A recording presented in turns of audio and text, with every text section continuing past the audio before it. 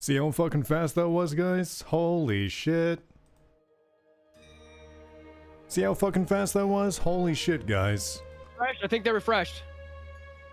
You don't even have to refresh anymore. No, it automatically does it.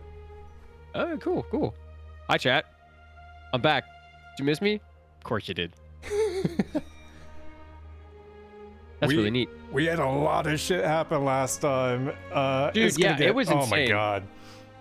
I don't think I've had this much inner, like, politics between a D&D group before. Everybody wants to do something different.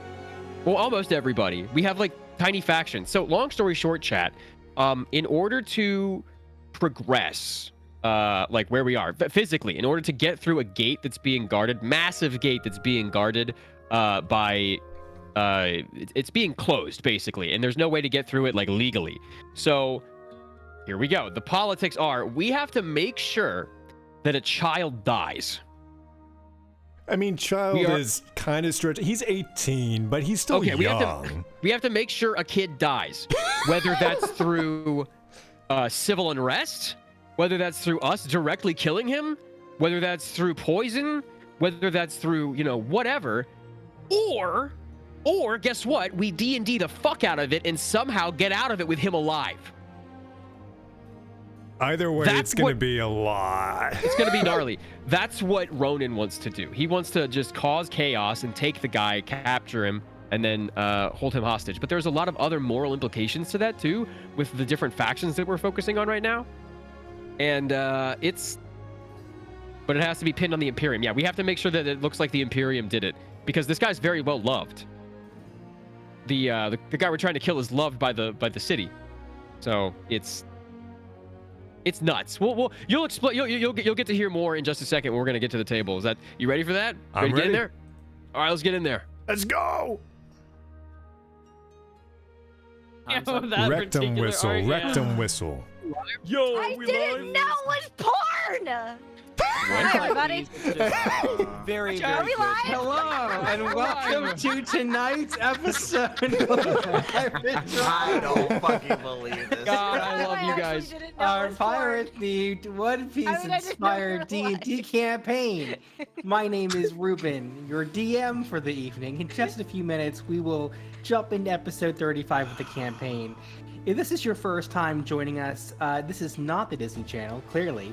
A recap is available in the chat. As always, let me offer our special thanks to the folks who made tonight's game possible. For the art, Julian Rush, Vieira, and Squaffle. The map illustrator is Ceci Peku. For the stream, Moo Crush, Nathaniel, and Jonah. And the music theme we're hearing now is by Isaac. Tonight's warm-up question for the players. It's such a tone shift from the... Right? How well does your character do with spicy food? Let's start with Ronan, played by Alpha. I'll eat anything once. I love spicy food. Any food is good. It's good food. Any food. Oh, it's Rami! Guys, look, we're getting it's Rami. Pineapple on pizza. Yes, I agree. Okay. Ruben. Wonderful raid from a good friend of the show.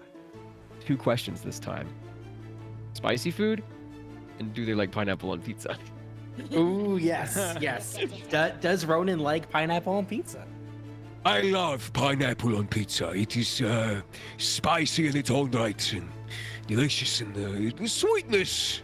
It's a good compliment to the saltiness of everything else. So yes, I like spicy food and pineapple on pizza. Next, let's do Takai, played by Ryan. Same 2 questions. Okay, give me 1 second. I'm typing both these questions to Riley to see if she's available to answer them. Sure. Okay. How well does your character do with spicy food? I'm thinking Takai probably has a very little tolerance for spicy food. He is a cat. I don't think they're supposed to eat peppers. And also, like, he comes from a fishing village. They probably do a lot of, like, roasting with their fish and stuff. So they're probably used to, like, much milder flavors over there. As far as pineapple on pizza, I'm just going to say that Takai just probably doesn't like pineapple in general. So that would be a definite no. Is Sakai one of the people that if you put like a cucumber beside him, he'll jump? Haha, he's the cat. Well, I don't know if he'll jump, but Oh, no, you better stop that. Okay. Oh my god. Come Okay. on. I don't get it. Sunny. I'll Next tell you up when you're is- older. Next What do you mean? up, next up is Sunny, played by Corey. Hello, it's me. Sunny, save us, please. How I does- think that Sunny would play a big game when it comes to spice food. He goes, yeah, I'll eat that. That's nothing. But really, he's a little bitch about it. I think the extent of his spice goes, just wave a chili over it. Oh no. Wow. It's probably what he could handle. He says he can handle more, and he's gonna cry. Is like the sparkling water of like hot food? He's like a LaCroix. Just I want water with the idea of fruit. Not the LaCroix. and what is his feelings on pineapple with pizza? I feel like Sunny shares my feelings with pizza. Is fruit and vegetables don't belong on a pizza. So hard no. There are exceptions. I'll eat a barbecue pizza with vegetables on it, and that is it. Otherwise, it do not belong. Okay. Next up, let's do Razim, played by James. Oh yeah, he would eat spicy food all day long. Yeah, I can see him definitely eating just like the spiciest curries, for example. I definitely can see that. And pineapple on pizza, he would totally be down for that. I imagine Lil Z might have a different answer though. I think Little Z is Lilzy eats Probably soul, so yeah. He's probably cool with like the hottest foods, and I think he's definitely down for the abomination that is pineapple on pizza because it's kind of runs the theme. Wow, abomination. Lil Z would do a Carolina Reaper like normal people would do a line of Coke. I Yeah. definitely see. Yeah. He would definitely love Normal people. Reminds me of hell. Next up, let's do Myrtle, played by Nathaniel. First of all, regarding pizza, if it has more flavors aside from just slapping a pineapple on top of a normal pizza, then sure, but it needs like zest and like something to counterbalance it. So sure. As far as hot stuff, I literally breathe fire, so yes. My parents also used to actually grow ghost peppers in their garden, so I'm very used to that. Very nice. Really? Like you, Nate? In real Yes, life? yeah, my actual shit. parents grew ghost pepper. Carolina Reapers first until like they kept improving the nuclear weapon that is Oh my the God. Scoville units. Oh wow. Have you ever eaten just a whole habanero? Because I tell you what, that sucks. So you want to know what sucks? This morning I got Taijin seasoning Oh no, the story. from some of that seasoning. It's nuclear or not nuclear. I'm reading chat. Well, might as well be nuclear. It was really hot, like salty seasoning, and yeah, that. And I was putting it away, and I was just taking it out of a bag, right? I just took it and put it on the shelf. I didn't think anything of it, and then I touched the tip of my dick to scratch it. And that was the worst mistake I made in like 3 days. I just want you to know, sometimes you open your mouth and say something, and I fucking hate you. But what was worse, I told my this or mom that this morning, and they Chipotle? were like, "What?" This sounds like a long needed Chipotle. continuation of a second story. Yeah. R.I.P. Jonah's dick. He will be missed. Anyway, Next up, McCleary, played by Chad. How do I follow that? Say I that. don't know, man. You don't. I was not touching the tip of my dick. He. Why you sound like a dolphin? Spicy food, no. Spicy. I think he has an old man, like gullet. You know, like he gets Yeah. heartburn from, Wait, spicy things. Wait, if he has an old man gullet, does that also mean that, like, if his coffee isn't boiling hot, then it's not hot enough for Yeah, him? exactly. He has no taste buds, so so pineapple on pizza is a yes, sir. 'Cause he'll I can't taste it anyway. God, you eat like my dad. It all goes down the same hole, you know. It's one of that. All goes down the same hole. It all ends up in the same place. Amazing, To incredible. your stomach, all potatoes are mashed. Yes. And last but certainly not least, Freya. Hi. Freya would absolutely fuck up some pineapple pizza. I can see She that. loves it. But she also loves spicy food. It does not bother her. She like Myrtle, she can also breathe fire. So, I mean, she as a dragon has a protective coating in her throat that protects it from like burns and like acidity. So anything that's like super spicy, she can totally handle just fine. Incredible. I love the idea of like half the crew like loves or can handle spicy food. I mean, Freya, you are the cook, so. It's true. Oh man. No, she's you're respectful right. enough to like respect people's like food preferences. Like she's I mean, got you things don't written know down. all of them. Well, I mean, she's Only one way to also find not out gonna everyone's food preferences. Well, oh fuck! My cat just came racing in here and scared the shit out of me. You. Wow. Did someone say pineapple? Okay, well, was that the actual cat or was that Ryan doing No, that a was cat noise? Ryan. Yep. Very good job. Very good job. Okay. I think that's everyone. Y'all will notice that there is a clock on the main tab for Waterfall hate it. Island. So Um, scared. How many days are left until the Archon is selected? EST.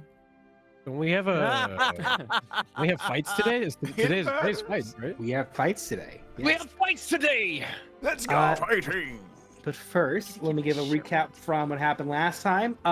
When last we left our heroes, the party had just been informed of kind of the expectations regarding the next Archon of Waterfall Island. The past monarch of the island had died, and his son is next in line in terms of who they're likely to pick.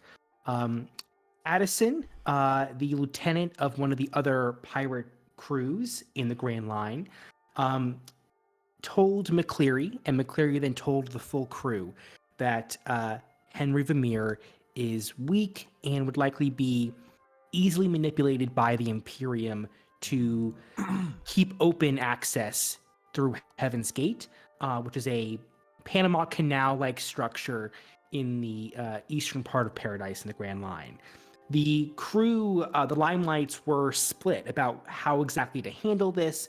Ronan had the idea of trying to use factions within the city to try and create a situation where the consul could die, whereas McCleary, Marini, and Takai decided to go ahead with the plan and try and kill the kid before he can take the throne.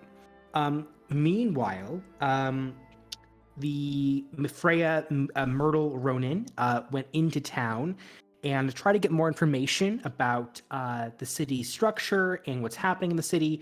Freya learned that there might be an admiral of the Imperial Navy coming to the island.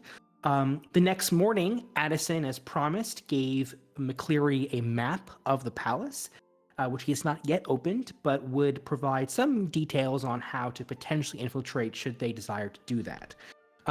There was a funeral procession of the deceased Archon, and the party learned that the current consul, at least in the parade, in the procession, was being guarded by Max, one of the other pirate captains you met earlier before the tournament began.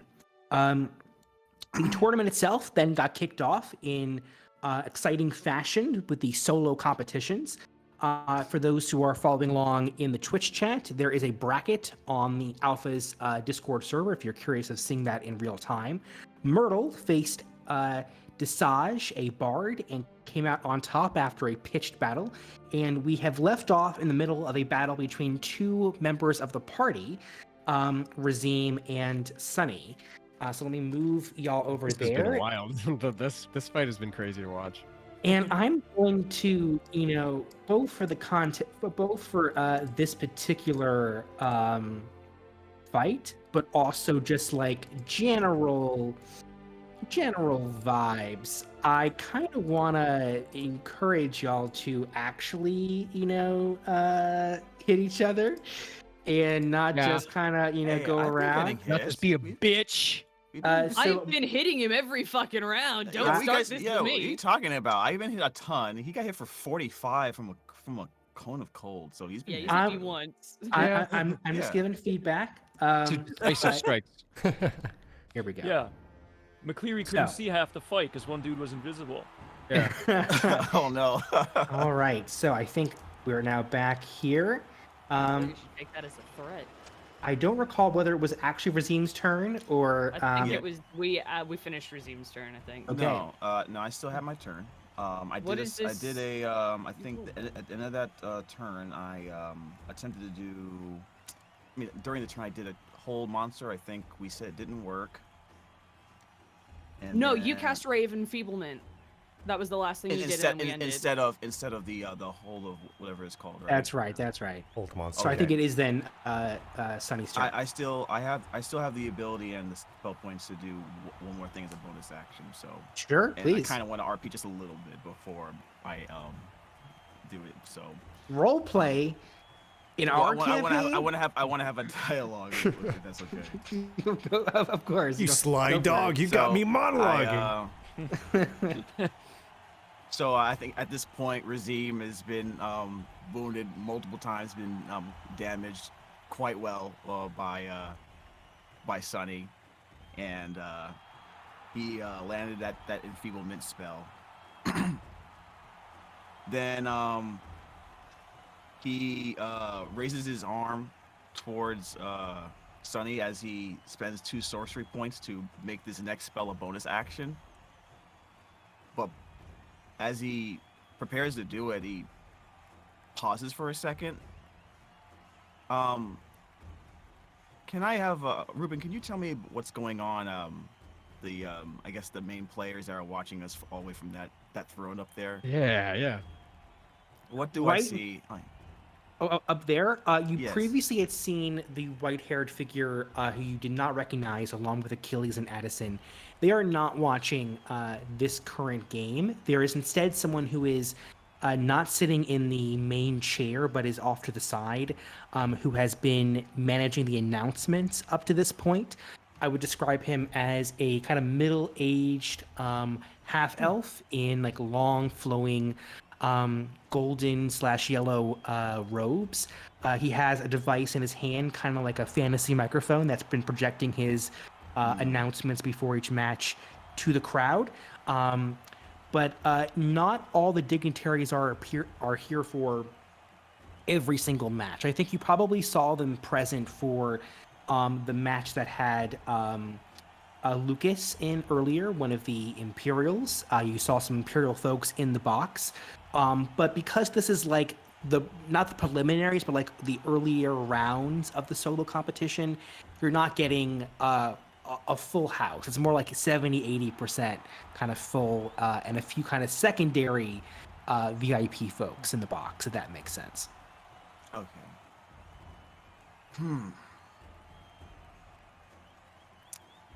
Hey, Sonny. Where'd you learn that spell? Just out of curiosity. Wait, what spell are we talking about? The one where I couldn't see you the whole fight until just now. When did you have that? Oh, it's something new I've picked up. New. Coughs up blood a little bit. Well, gotta say, very impressed. Very impressed indeed. We're probably gonna need that later on.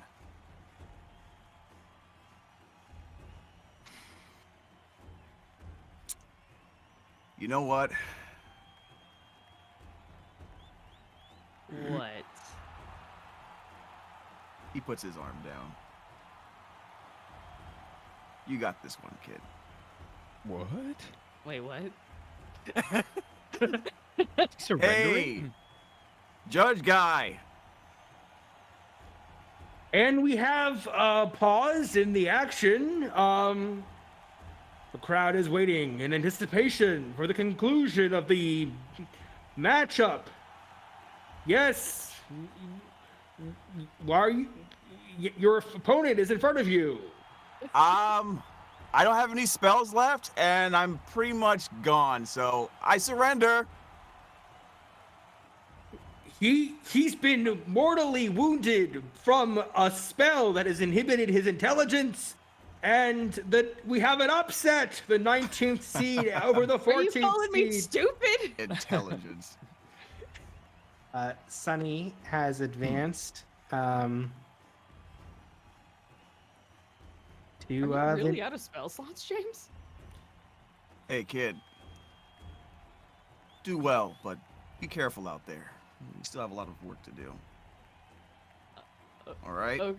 Okay. Knock 'em dead. This sets up a competition in the octafinals between 3rd seed Adrian Reinmar and 19th seed Sunny's last name I forgot, but it's certainly here in the records. Lock. Do Lock. you want to write that down, buddy? I'm gonna fucking grab this, and I can't edit it, so we'll just have to remember. Sunny D. Sunny D's nut. Wow, Sunny D. Sunny Lock. That's right, Sunny D. Here, I'll put it on my blog. I have a name now. So he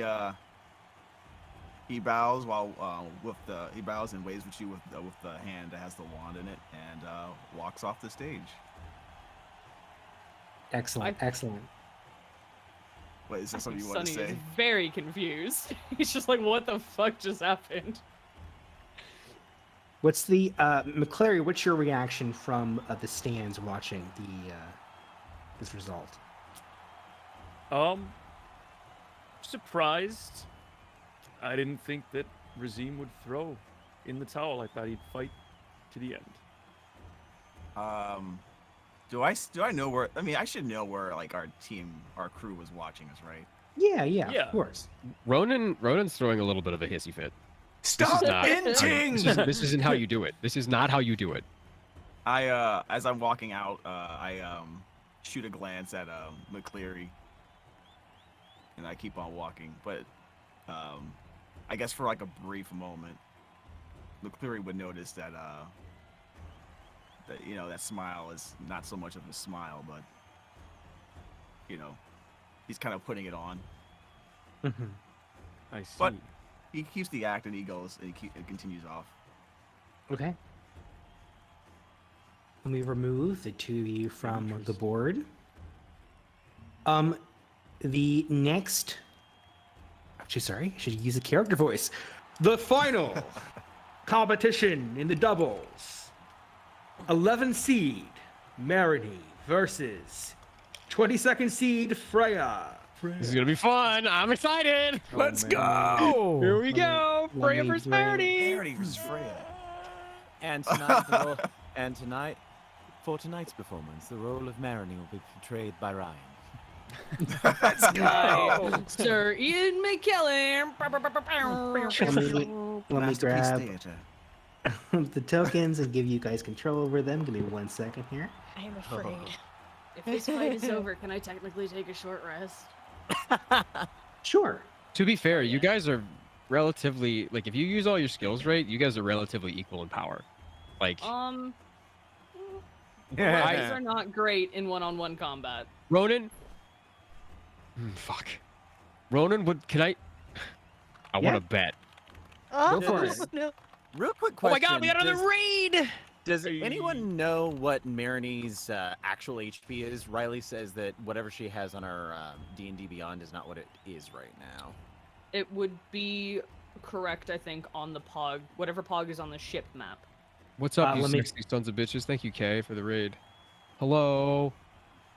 We're playing D&D right now. I'll give you like 30 seconds and I'll tell you guys what exactly is going on. We're in the middle of a competition where we're doing some PvP in this bracket of a tournament. And we're all participants in this massive tournament. If you would like to see what the bracket looks like, we have a link in chat for that. This is just a part of the in-universe lore that we're doing. We'll be fighting against NPCs too eventually. But I'm Ronan and I'm Jonah. I'm voicing Ronan right now, and all of my friends are playing their respective characters. We're having a great time, and it's except for me. Right now, I'm playing one of our friends' other characters. Oh yeah. He's Jaegering something. Yep. Excellent. The announcer announces each person coming in from either side. From the north side of the arena, we have an unusual appearance here in the Coliseum. A Cetarian, 11th seed Marini. What sort of Marini's? There's not like entrance music like WWE, but like what sort of like her vibe as she's coming in. Okay, first of all, Riley just finally messaged me back about the warm-up question. Her response, shit, I'm hella late. Marini only eats spicy, and she loves pineapple on pizza. Excellent. All right, what a quirky lass. As for what she's doing as she comes in, she kind of hears it, gives her hair a haughty kind of toss, and just very stylishly, she is not wielding the flame-kissed greatsword. She is just wielding her normal longsword because she's not wanting to hurt Freya too much. But she gives that longsword very stylish twirl, and then just kind of squares up with her shield in front of her, wings spreading behind her back. And from Freya, you enter. I think they've like added a little bit of like blue smoke to kind of go with your aesthetic. What sort of Freya's vibe as you're walking in this flame-filled Coliseum, facing straight down Marini? She very, very clearly does not want to be there. She was looking. She was coerced into this. She didn't want to fight in the first place. Ronan encouraged her, so she did it because she didn't want to let him down. But now she has to fight someone that she considers like almost a mother figure, and she's scared.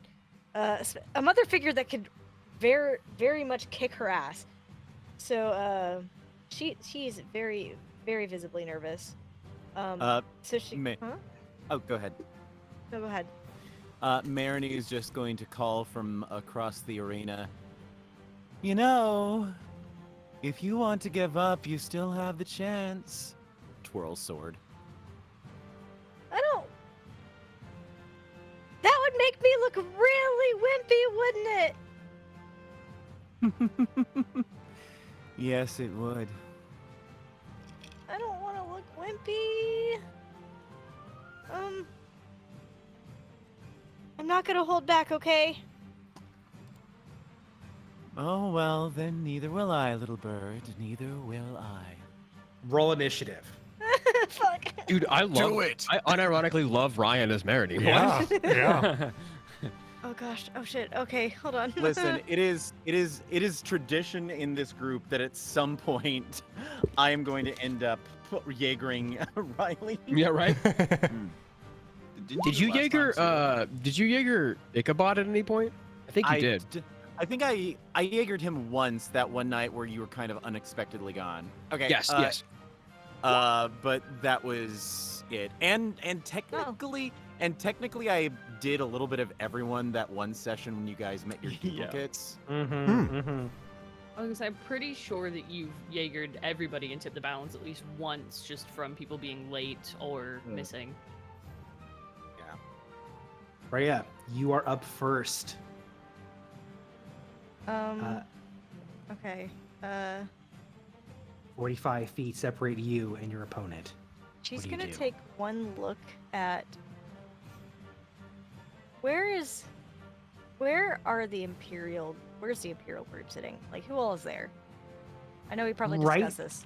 Right now, there aren't any VIPs in the box that you recognize. Again, this is still pretty introductory battle, so you're not getting major dignitaries watching every single prelim. I think the Imperial group, like some soldiers who are here with the other Imperial crews are probably like in the northwest section, so like the top left hand quadrant, more or less. Yeah. Okay. She's gonna look their way, just kind of quickly scan, see if she sees anybody she recognizes before she starts moving forward. She doesn't want to make a fool of herself. And Make a perception check. okay. Let's see. Dripped compatible D&D group.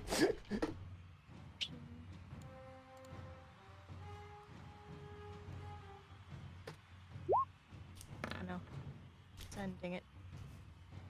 Oh, right, there it is. And Nat 1, unfortunately, you are way too focused on Marini and the fire and flames surrounding her and you to get a good look at who is in the stands. You do have movement, action, and bonus action. What will you do? I'm gonna just say fuck it and just fly forward. Fuck. Oh shoot, do I have Pog? Do you have control over it? I think I do. Well, Yes, you should. yeah, sorry. For some reason, my computers are really slow. All so good. It's hard for me to like actually do things in a timely manner. Oh, Move that's here. right. I can't edit her sheet. I'll just have to. All right, just reminding myself what my AC is with the shield on. Okay. You move all the way up there. Do you take any additional action? Flying forward, I'm going to throw some of my. Gosh, why is?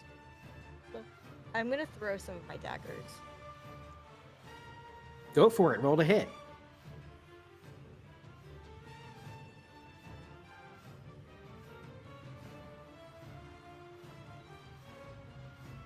It's rolling. Sorry, it's so slow. I don't know why it is. Oh, 24. 24? Nice. 24 hits. Okay. Roll damage.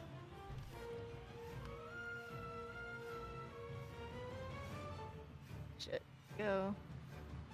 Oh, Ruben, were you ever able to check on the other map what her actual HP is? Yeah, I put that in the chat. I think it was 73. 70. Oh, thank you. Also, 16. Courtney, you don't get sneak attack damage because you don't have an Oh. ally.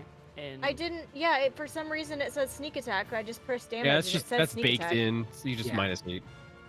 Okay. So just Okay. 8 damage? Yeah. Okay. Cool. All right. Any bonus action, Freya? Or is that it?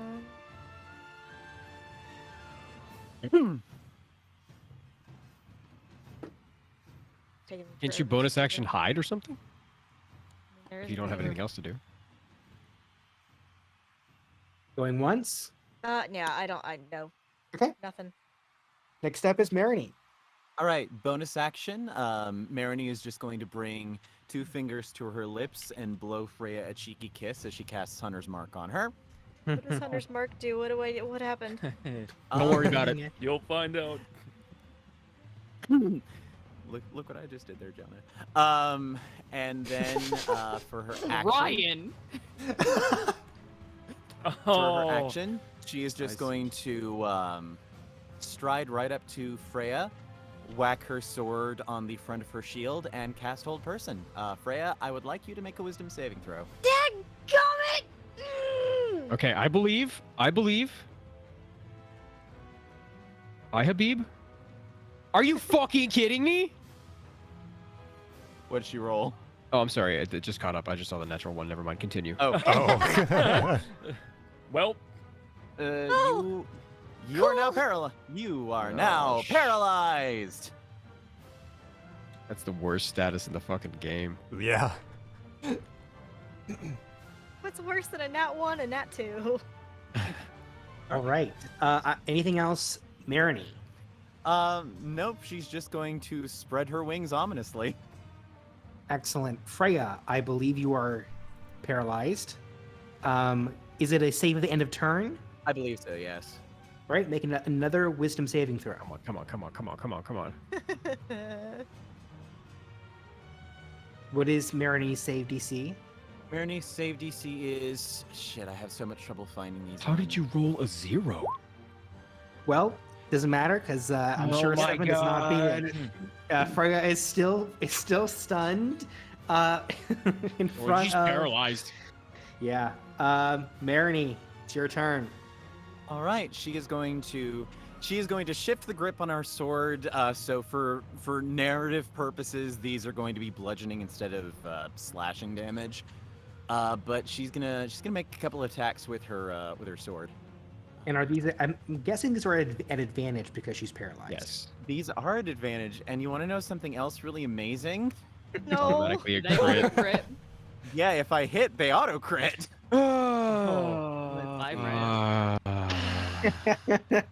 Go for it. Praise the new Roll it. Ichabod. Yeah. Okay. Roll to hit. Before I. Yeah, Well, it fucking hits. you know, there's not even any reason for me to roll to see if it nat 20s because I'm gonna crit anyway. That's true. Yeah. All right, so that's gonna be 2d8 plus 5.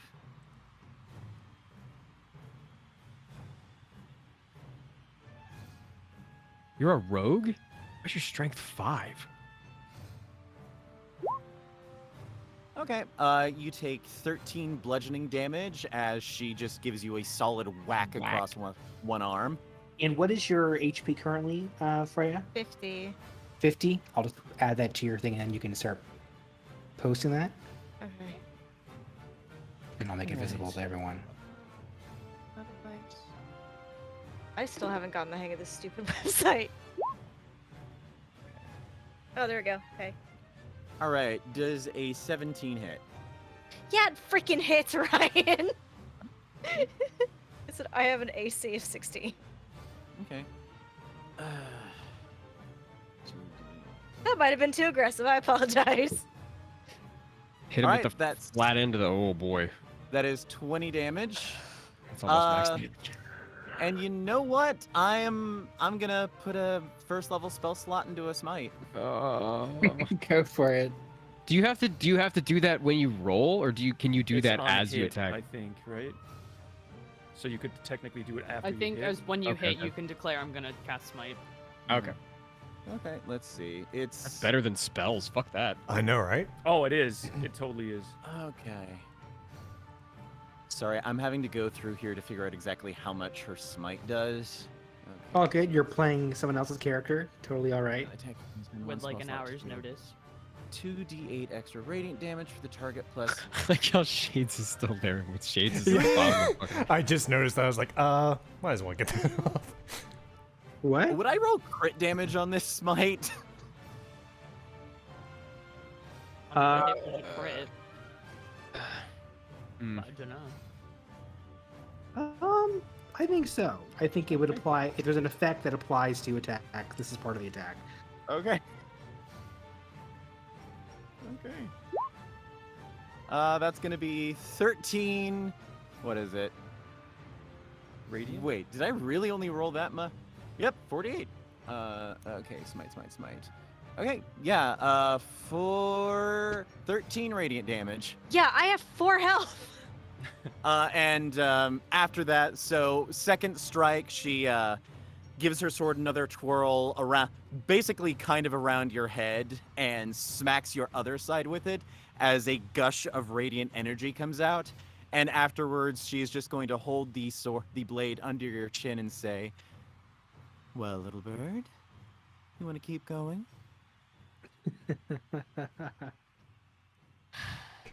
Okay, you're not giving me much of a choice, are you? You said you wouldn't hold back. I'm not going to insult you by doing the same. I'm not gonna say anything. Well, I don't think you can because you're paralyzed. Yeah, you can't talk. Oh, I can't. Well, then scratch all that. Does she make a save when damaged or no? Let me check. I don't believe so for hold person. Choose a human or target at the end of each of its turns. So Okay. yeah.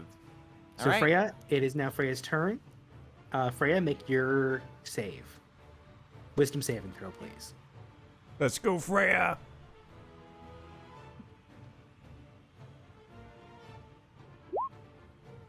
What's the DC? It is 13. Oh shit!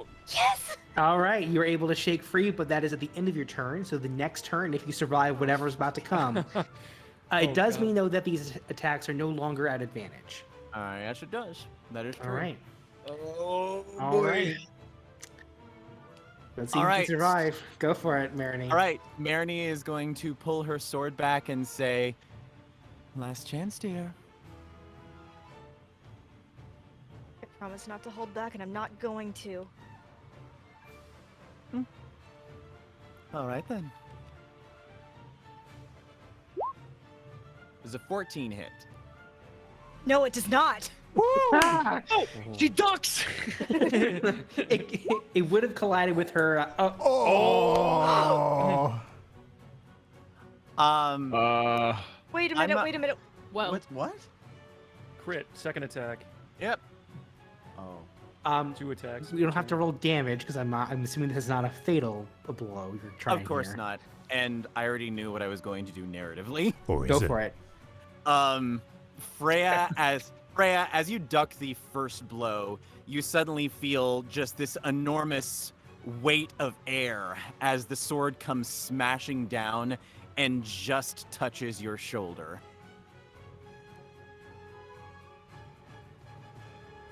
You're not dead. I didn't. I barely got a chance. And in a epic conclusion, 11 seed Marini advances to the octafinals. The crowd goes wild. Crowd goes mild. Afterwards, Marini is going to sheathe her sword, hold her hand out, and say, "You know, I wouldn't be against the idea of maybe training you a little bit. You do have some raw talent that could be molded into something greater." I should. Don't look so down, little bird. Maybe one day, you'll have me flat on my back standing over me in victory. She winks. But not today. She's very quiet. She's almost pouting. Not like a child, just kind of like she's very disappointed, and not in the battle itself, but more in herself. Oh. No. At least you get to walk out of the arena. This sets up the last of our octafinal competitions. 6th seed Mike. Make sure I have the last name correctly. I think is it Delving? Yes. No way.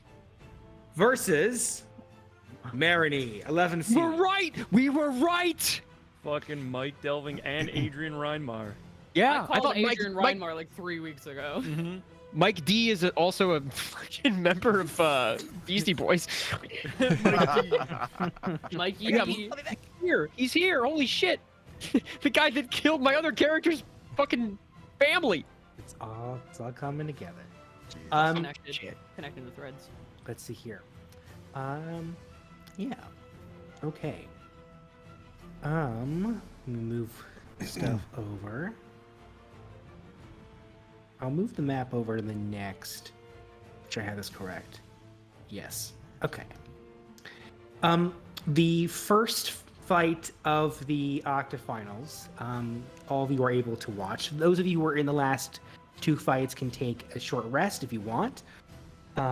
They will try to do most of the fights for the octafinals today. It is now probably like midday, early afternoon. After each fight, they reset the arena to kind of suit a random assortment. So you've already seen a few of the different designs. The next one will be this one. Let's go. Sweet. I get to watch Marini fight the guy that killed. Yeah. Oh my god, that's badass. What if she doesn't? She doesn't know because No, only she doesn't. Only I know. only McCleary knows. But Rowan's about to know. The first of the octafinals is a fight between the 1st seed, Max Emmers, who you again briefly met, captain of the Blue Banner Pirates, who you saw leading the security guard for the console, versus Yuki, one of the two gunslingers who fought in the very first fight of the competition. And again, to kind of describe Max, I think I posted a picture of him earlier in the channel. Try to find him again and post it one more time. I can find the right image. Give me like 10 seconds to... Here we go. Perfect. This is basically what he looks like here. That is what it looks like. When you met him in the tavern, he's broad-shouldered, 6'5" guy, paladin, long sword, in armor, and came across, I don't want to say himbo, but it's certainly big sweetheart vibes. As he steps out into the arena for the first time, this is the first time you've seen this person in this kind of environment. There is definitely a very different vibe about him. He's very focused, intense. His eyes are sharply focused on the foe in front of him, the gunslinger Yuki. If this were like a manga panel where we're kind of formally introduced to this pirate captain, it would say, Maximilian Emmers, captain of the Blue Banner Pirates, bounty 20,000 gold pieces. To kind of remind y'all, I believe Captain Shades was at 10K originally, and I want to say Pitch was 25 or 50, one of the two. I believe at the moment McCleary is about half where Max is at the moment. All right, that's a good metric. And again, the bounties are not necessarily individual power rankings per se. It is more a function of how much of a threat does the Empire see you. How naughty are you? How naughty are you? Don't say it like that, because I think I have the second highest in the crew. Do you like handcuffs in bed? Naughty or? Yeah, are you naughty or do you like? You like breaking and entering? Or like, did you set a library on fire? Naughty? Assault and battery. That's not naughty. That's like arson. A bad crime. Yuki, that's not naughty. That's arson. Saying that doing a felony isn't naughty.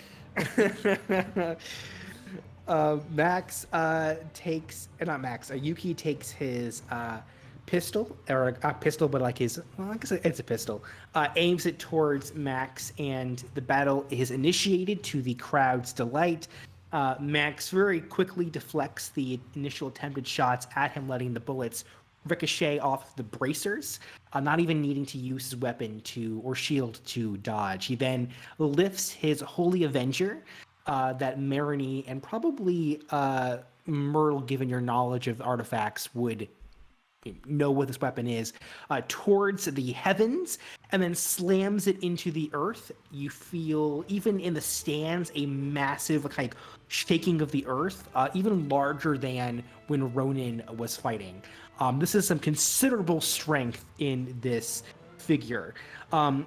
From the blade entered into the ground, a wave of energy ripples out, bright blue, that slams into Yuki and has him collide into the side wall of the Colosseum.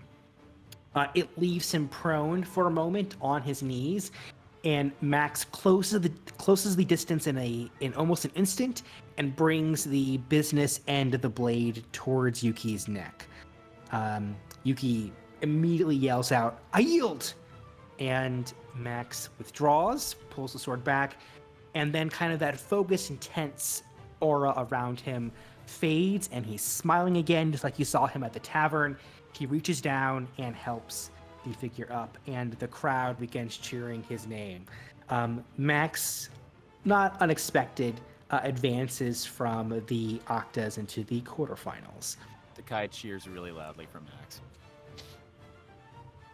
The next fight is between 8th seed John McCleary versus 9th seed Storm.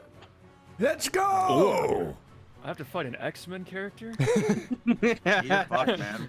Let me. Do you know what happens to a pirate when it... The same thing as everything I think else. he's from Wakanda or something, man. He's in trouble. Hold on just a second. I gotta find McCleary's token. I and- wink at everybody as I leave. to go down to fight. Oh. You got this. Dashing. Don't die, old man. The figure you see, who was ranked high enough that he didn't have to actually fight in the initial first round. Let me pull up my little sheet for him.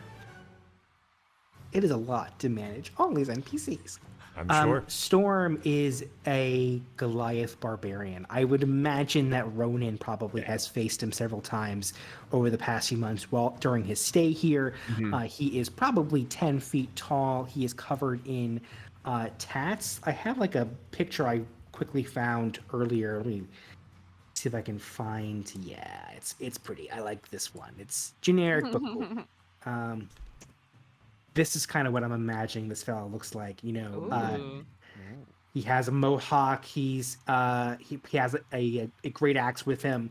There are like red and blue marks all over his body, and he does not look to be the most charismatic figure.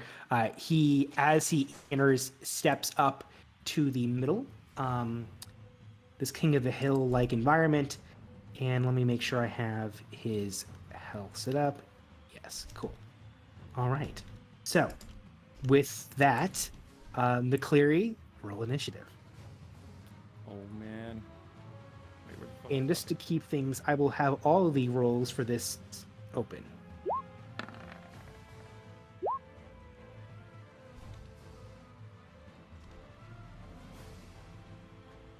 Okay.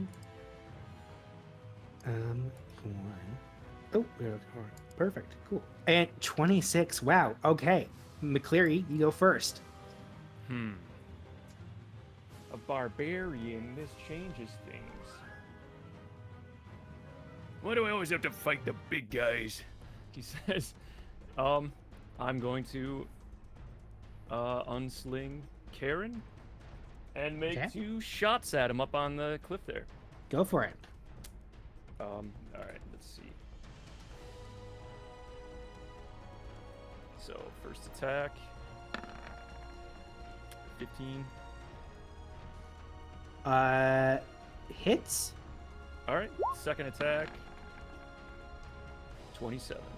Both hit. Roll damage. It's gonna be first attack's damage will be 10, and second attack's damage will also be 10. He's going to use Stone's Endurance to reduce that by the second one by 9, which will make that just 1 for one of them. And the first one was a 10? Yes. Okay. Cool. Anything else, McCleary? Yeah, I'm gonna free action. Put my gun away. Is that allowed Yeah. on the same turn? Mhm. Okay. That's it. Okay. He is going to use his bonus action to go into a rage, as he does. And let's see, can he move? Yeah, he can move close enough to you. He jumps off this, and I think the platform is like maybe 5-10 feet up, so it does have some elevation. He jumps up and like is in a running a running charge towards you as he swings the blade. His great axe. This will be first time playing a barbarian. That is a 14 to hit. 14 will not hit. Let's see. What can he? There's something else he can do that I. How does this work? How does frenzy work? He's going to frenzy. He's going into enter a frenzied rage. Okay. Doesn't change much at the moment. But he can do a second attack, I believe, with his great axe. And that is a 27 to hit. That'll do it. Okay. Cool. Okay. That was max damage. 17 points of I think it's piercing damage, slashing damage, as you're struck by the great axe across your chest by this massive barbarian, who again like twice your height. And I believe he uses bonus action. He's gonna stick right close to you. It is your turn, McCleary. All right. I pull out my swords, and I'll stay there. I'm going to make a shitload of attacks against him. Go for it. Okay, so first attack. Let me just get my parameter right. With my sword, will be a 21 to hit. 21 hits. Roll damage. Okay. Can I get a strength saving throw from that also? Bryson! Got another raid from Bryson. Hi, Yo. Bryson. Are you Oh, playing Hawkeye? You got an 18. Yes. Oh, He Bryson saves, rated yeah. you, dude. Hi, Bryson. Yeah. Yo. Yo, what's up, man? The Bryson Bogus. You're finishing Resident Evil 4. Okay, cool. Nice. Did you have fun? I'm playing D&D. Thank you for the raid, man. Yay, Bryson. Give me 1 second here. Yeah, was he who the? Yeah, Bryce. I think Bryson's the one I think I worked with a few times. Yeah, cool. Good to see you, Bryson. This is Ruben. Cool. Yes. So 18 on the strength save. Okay, so the damage will be 8, and then because I tried to do trip attack on you, though you saved, I still get an additional 7, Okay. and then sneak attack will be Do you get sneak attack? I In do the- because swashbuckler.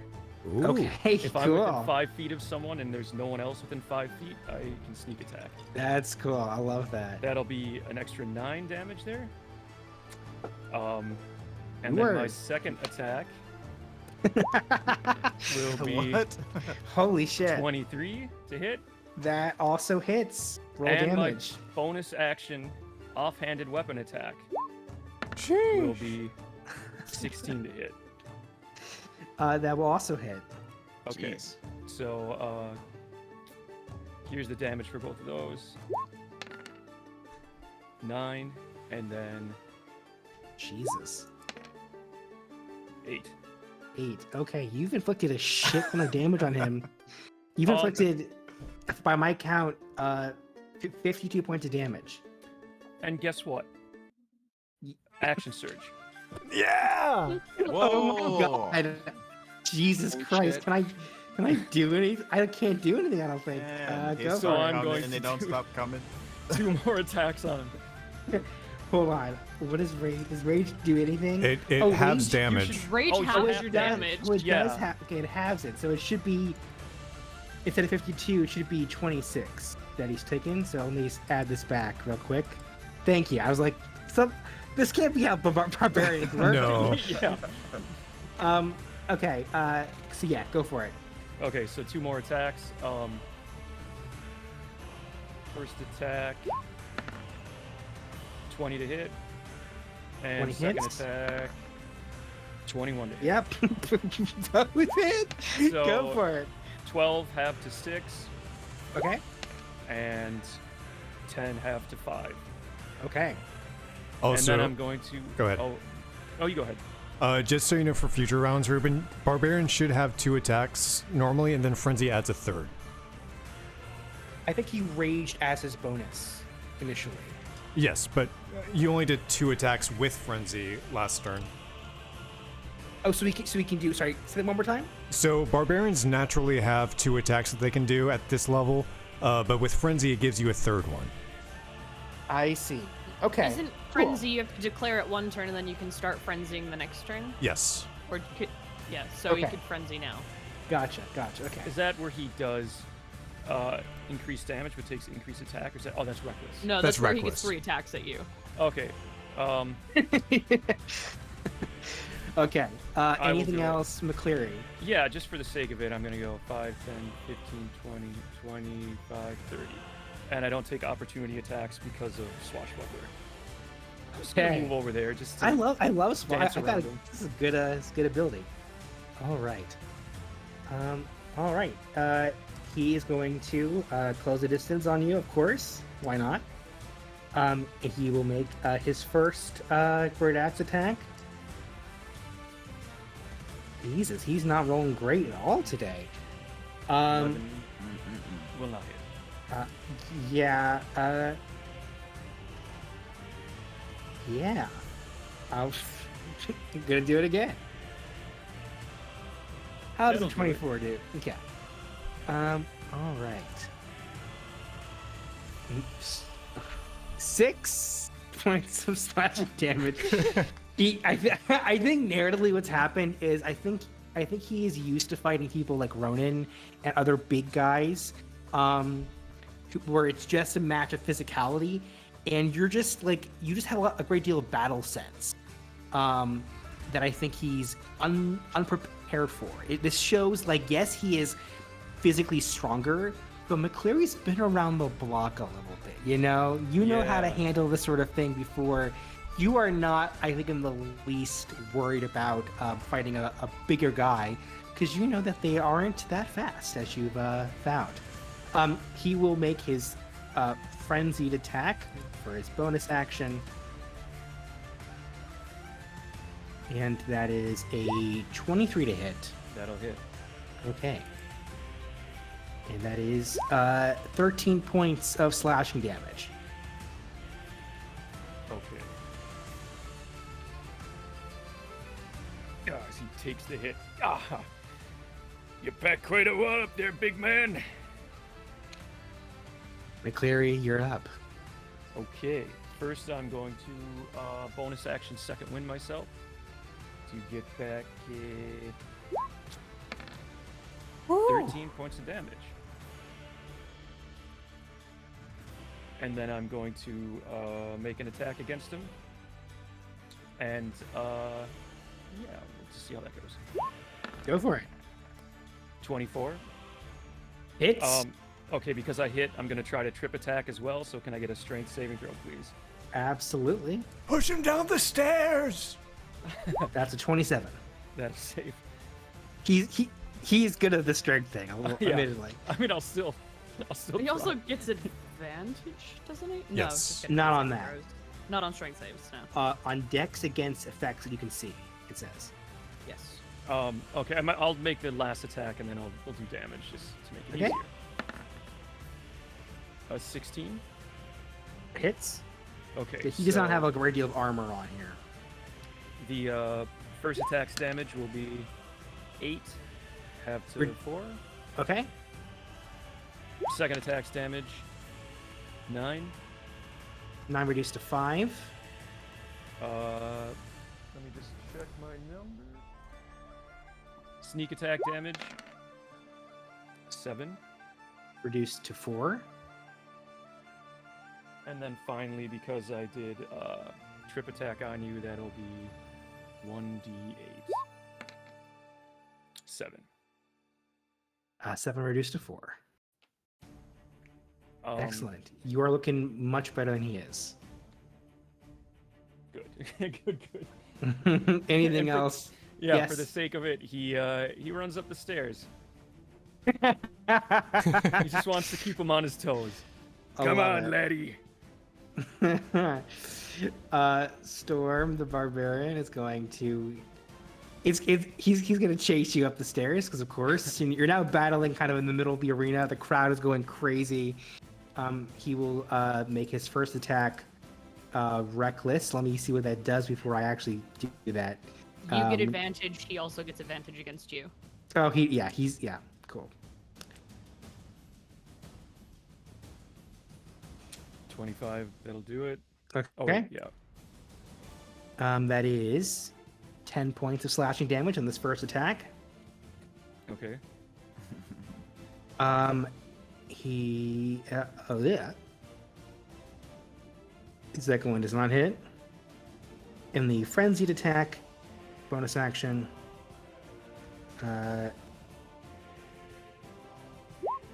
Man, jeez, Louise. Yeah. All right. Get one more. That was the Isn't one Frenzy more. also an advantage? Because of Reckless, or how does that work? I don't think. Every attack that you make is an advantage. Just kidding. I gotta roll 2 more times then. So this is technically Or one attack more. number 2. You did 25 and 11, 10 and 10, 11, 26. Right? Yeah. Yes. Or no, whatever 10 you was said. damage. You're right. Yeah. So attack number 2 hits with that with 26. So that would be 13 points of slashing damage, and the advantage roll for the frenzied third attack is a 18 hit. That will also hit. Okay. And that will be 9 points of slashing damage. Okay. What's your HP at? I'm looking pretty hurt. I'm at 12 HP. Okay, you are now lower than he is, but only because he's been fucking pissed that you've been wrecking him over the course of this fight. It is your turn though, and he is clearly hurt, clearly bloodied. I will have to try to end it here. I get advantage on him now, correct? Mm-hmm. Yes. Okay, so first attack. Crit.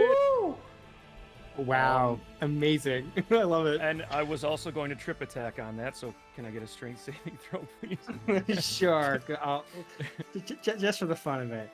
Watch him not get a got a 20. Okay. We'll just resolve that damage first. So that'll be 2d6 plus 5. So 13. 13 reduced to 7. Is that how the numbers work? Yes. Yes, thank Sure, you. you're the DM. You make the rules. No, I wasn't sure if that's half of okay. Sneak Go ahead. attack also crits, right? Yes. In this So case, that'll we're saying be- yes. 14 for sneak attack. Reduced to 7. And then for that trip attack maneuver I tried on you, that'll be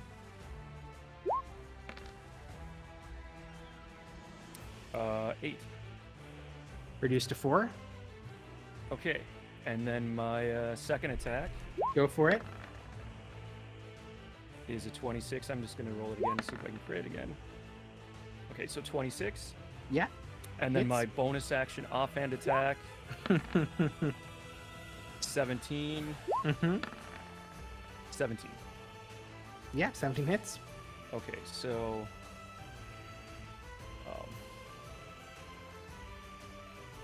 here's both attacks.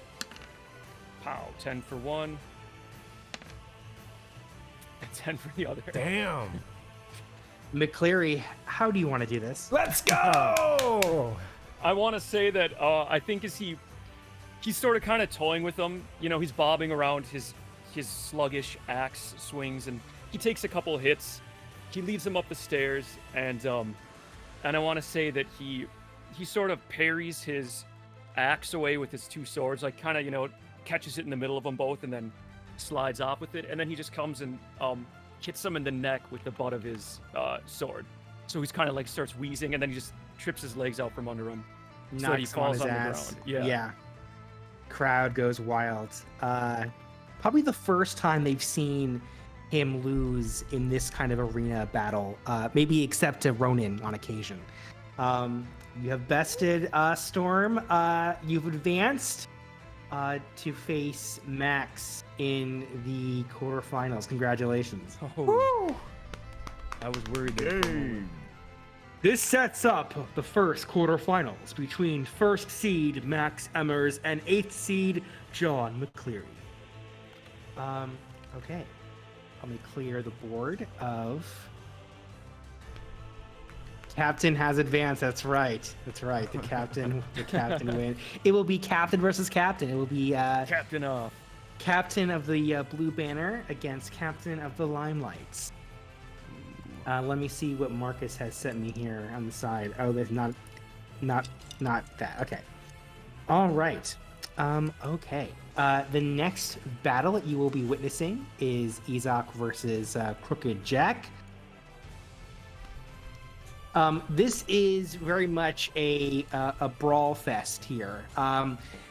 You've only encountered Izak 2 times. Once on the Sky platform, and very early on in the campaign in episode 2, when he was with his twin. He is a dumb barbarian, and he is facing Crooked Jack, who you saw earlier in the tournament in the first round, who is, like, I would describe him as like McCleary's age. He's human, but like a supersized human. I'm kind of thinking like One Piece character, dimensions here. So, broad-shouldered, his torso is littered with scars, weathered, but like the vibe he exudes is like ancient monk master. His fists are taped up, wearing like a thin tunic, and it's I think the vibe of the fight is like kind of Rock Lee vibes, I guess.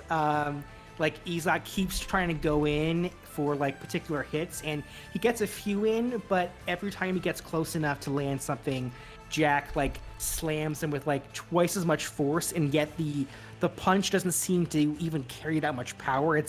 He is not going at this with his full capability. He is exhausting him over the course of these few minutes of battle. And ultimately, Izak is just unable stamina-wise to keep up, and has to surrender at the end. Jack advances in his match. And McCleary claps, quite pleased. Get fucked, Izak. And that will set up the first of the next quarterfinal, which will be between Crooked Jack and whoever wins between Ronan and Lucas, who, would you know, is the twin brother of Izak. Let me grab. We're on the next map here. Break this fucking twink against your knee, dude. Let me grab Ronan's pod. I want that twink obliterated. See, the sign of a good campaign is when I've created characters that you hate this much. It's great. Where is Ronan's pog? It's not hard. I'm full of hate. Take control of it to Jonah. Filming the show where the wizard twink is. There we go. Can I make him face the other direction? Let me see if Roll20 will let me do that. It'd be kind of cool if I can. Yeah, it looks weird. You can flip him upside down. You swap positions, have Ronan on that side. No, there we go. That's a good idea. Yeah, that works. Easy solutions. Easy solution. Okay, let me pull up. This is going to be a little bit difficult because Magic is challenging. I have a limited number of characters I can make a D&D Beyond, and I'm going to have to follow this. I'm going to. Man, he does not have very high HP. He's a wizard. Okay. Alrighty. Let me make sure I got everything here. Yes, is the music still going? It is, yeah. Okay. Yeah, we go.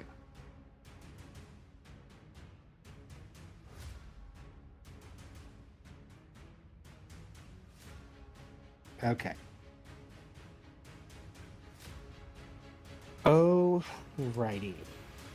Alright. So, Ronan, you step in against probably the smallest individual you ever fought in the Colosseum. He does not appear to be anywhere as physically adept as you. He is probably, you are what, 8, 9 feet, 10 feet? Muted? Ronan? I was muted! 9 feet 6 inches, baby. 9 feet 6 inches. Yeah, he's probably like 5'5", 5'6". Tiny. Yeah. He's carrying a book too, so you know the drill here. He's carrying a book. He's a wizard. Wizard. Okay. And I think you know what? Yeah. We roll initiative. Not yet. Okay. The announcer calls out Ronan, 5th seed in the octafinals. The crowd, you are the hometown favorite. They know you. They are cheering your name. Lucas is from the Imperium. They don't know who he is. Oh, shit. Do I get home field advantage again? What did I say that was last time? The crowd's on my side, so I got like advantage on saving throws. Not in this fight. Okay, all right. But roll initiative. Okay. Let me see. What is the Trinks initiative here? 6. Probably will go before me. Hold on. If I can. If 13. What'd you roll? 6. Okay. He is going to. I know it's kind of surprising. He's going to use the spell. He's going to use. He's so far away from me. What a disadvantage. That sucks. How much does this spell do in terms of what is this? Oh yeah, this is he points towards you with a characteristic uncaring expression, and I need you to make a dex save as a massive ball of fire, twice as large as you, just channels straight down the middle of this space. 15. 15. His DC is. But you can see it coming, Jonah. Wink. Yeah. You're a barbarian, you get advantage. On a dex save? Yeah. On dex saves that you can see, yeah. Yep. You Dex don't saves have to be you- raging for that. That's Advantage just on something dex that saves you you can get. see. Oh shit, yeah. Okay, so one more time. Let's see. Thank you for reminding me. I haven't played a barbarian. I've never played a barbarian. No, All you're good? right. Hey. 20. Hey. 20? Rennie's here. Hi, Ronnie. Yeah. 20 will do it. You will take, I think that's half damage. Yes. I'm not raging. Make sure. Yes, half damage. I will do this with the dice I have. I like the clicky clackies every now and then. That's fair. How many dice do I roll? 6, 8. Oh, 8d6. Wow, it's fireball. Let's see. All right. Ooh, that's a little bit of a lot. 10, 16, 18, 19, 25, 27. Bonus action? Take An action. You take 29 points of fire damage. And I don't believe this is reduced because it's not slashing, piercing, or bludgeoning. I'm not raging, so. Yeah, 29 points of damage. I don't believe he will cast Mage Armor Okay. on himself as for his bonus action. You say he's holding a book? Yes, Wizard's Tome. Okay. Okay. Okay. I can hear the cogs moving. You're up. Eat it. Okay. Eat that book. Oh my god. You said he'd eat He's- anything once. He is so far away from me.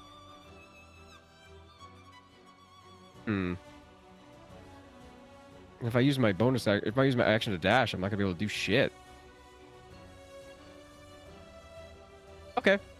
Are you also a bard, right? I am a bard, so in that case, I'm gonna look at him after he I'm kind of like crusty. You can see a little bit of like fat bubbling on my skin and shit like that. And I kind of look at him and I squint and I cast invisibility on myself.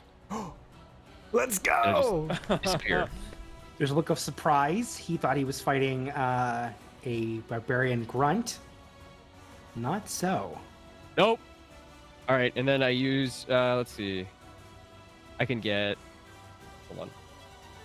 5, 10, 15, 20, 25, 30, 35, 40. I get behind this lion here. Uh-huh. And that's it. I use my bonus action to hide while invisible. So he really can't see me. Yeah, no, he really can't see you. Okay. All right. Just making sure. Alright. Anything else for your turn? That is it. He is going to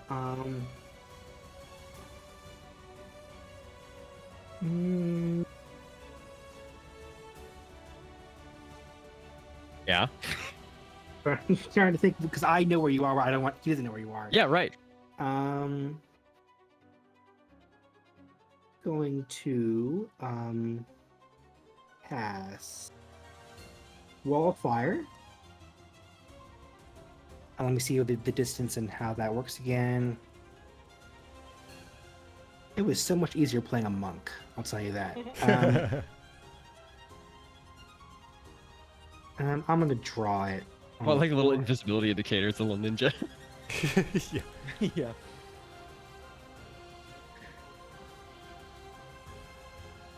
That's the line. Okay. Okay. And just to clarify, yeah, no, it's just the wall is opaque and lasts for the duration, which is up to a minute. It is concentration. Okay. All right, and that is his. He will also move a little bit over here. His turn. Okay. Ronan. All right. I'm gonna move. I can get here. You'd have to kind of walk around the wall. But yes. Yeah, I did. It's exactly 40. Okay. And the damage isn't around the wall, right? It's just right on that square, right? Just making sure. It's 5 feet one side of the wall, and he has to declare which side of it when he casts It it. would be the right side of the wall. That has Okay, the- so I'm good. I'm good. Okay. I was good regardless. All right, and I'll stay here. Let's see. Invisibility is concentration. I'm trying to get really tactical about it.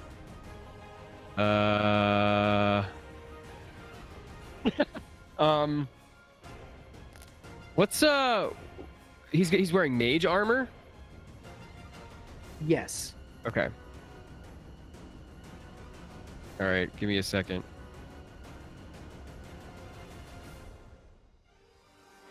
I gotta use my action for something, man. And anything I do will get rid of my invisibility. So in that case, hold on, wait. Yeah, I will. I'll just pass. I can't. I'm not gonna do anything. You want to hold I'm an gonna wait. action for something? Okay, I'll hold a spell. If he gets within 10 feet of me, or if he gets within like melee distance of me, I'm going to hold. This is weird, but I'm gonna hold my rage. I'm going to quell my rage until he gets. I don't think you within... can hold a bonus action. You can hold an action though. Okay.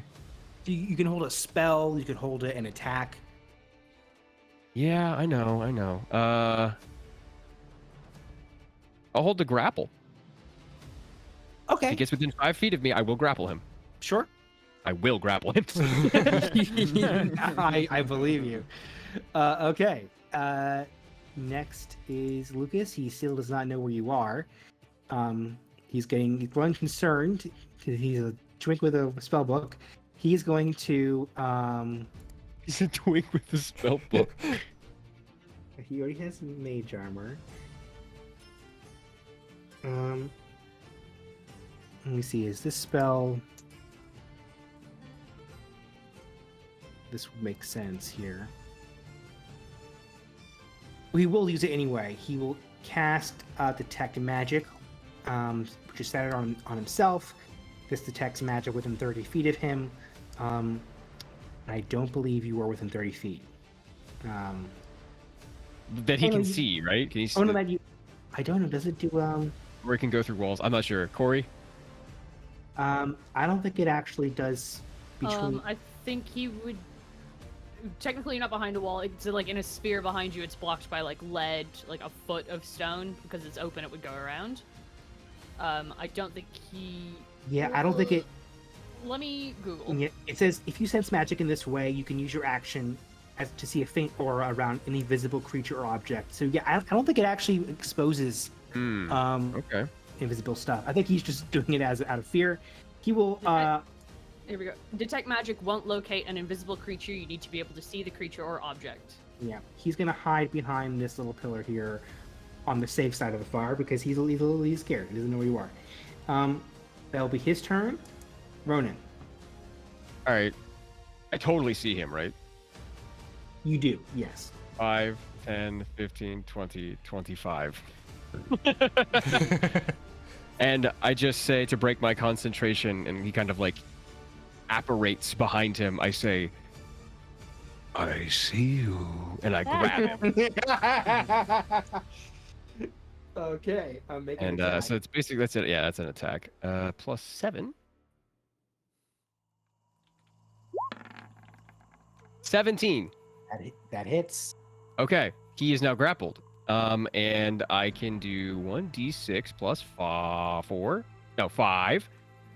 I haven't raged yet, so it's not going to be a whole lot of damage, but he will take 9 points of bludgeoning damage as I kind of like crush him.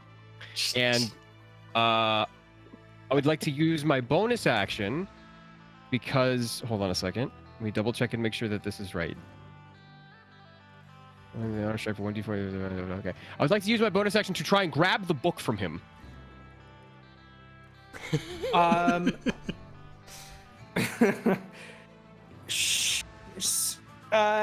Sure. This is a weird category because like this is a weird character I'm playing. He thrives on improvised weapons. So okay, that's where he does the best. You're going to beat the shit out of this poor man with his own. Here's what I'm gonna say. Here's what I'm gonna say. One, I will top line. I will let you do this. Okay. I will just note in the future if we are up against other mages, you won't be able to just like steal their magic book from them, and that's like how you can stop their magic. Oh, they don't need to fucking show me they have a magic book then. Yeah. So he has a magic book. You can if you hit on this attack, you can steal the book and do it with it what you please. Okay. So you just want it to be an unarmed strike? Yes. Okay. Which you have an advantage because he's you don't need it. 25, 16, so 25. Yeah. You steal the Trink's book. Let's go. This is what we're calling him now. And I say, I love books. And I'm like crushing him a little bit. Roll damage on. Are you using the book to hit him or like? Are you just taking it Well, from I can him? use my bonus action was to grab the book. Technically, since my feature allows me to use my bonus action to do an unarmed strike, but Yeah. I've used a lot of actions this turn, or I used a lot of my resources this turn, and I don't know if that just. I don't know if that makes sense. Oh wait. Yeah, no. You have him on like one arm, book in the other. You're big enough where that's easy enough to manage. He's freaking out. This is not how he expected it to go. He's going to cast Dimension Door on himself and pop very far away from you because he is freaked the fuck out. You little bitch! I'm taking his book though. Yeah. Take a look. I got your book. Oh my god! I have an idea. And I think let's see if any of these cantrips do. I don't think any of these work. Well, it's not close enough. Yeah, Is the wall concentration? That's a good question. I think it is. Let me just double check.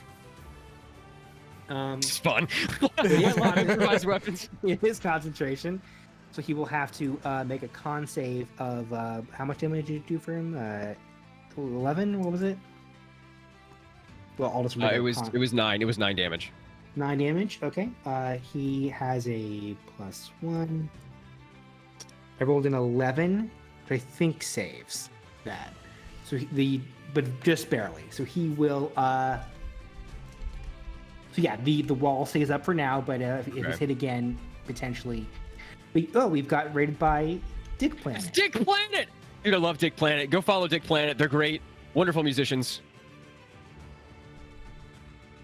Thank you for coming. That is Lucas's turn. Ronan, you're up. Okay. I would like to use my action. Let's see. I would like to use my action to look in the book for a spell that I know.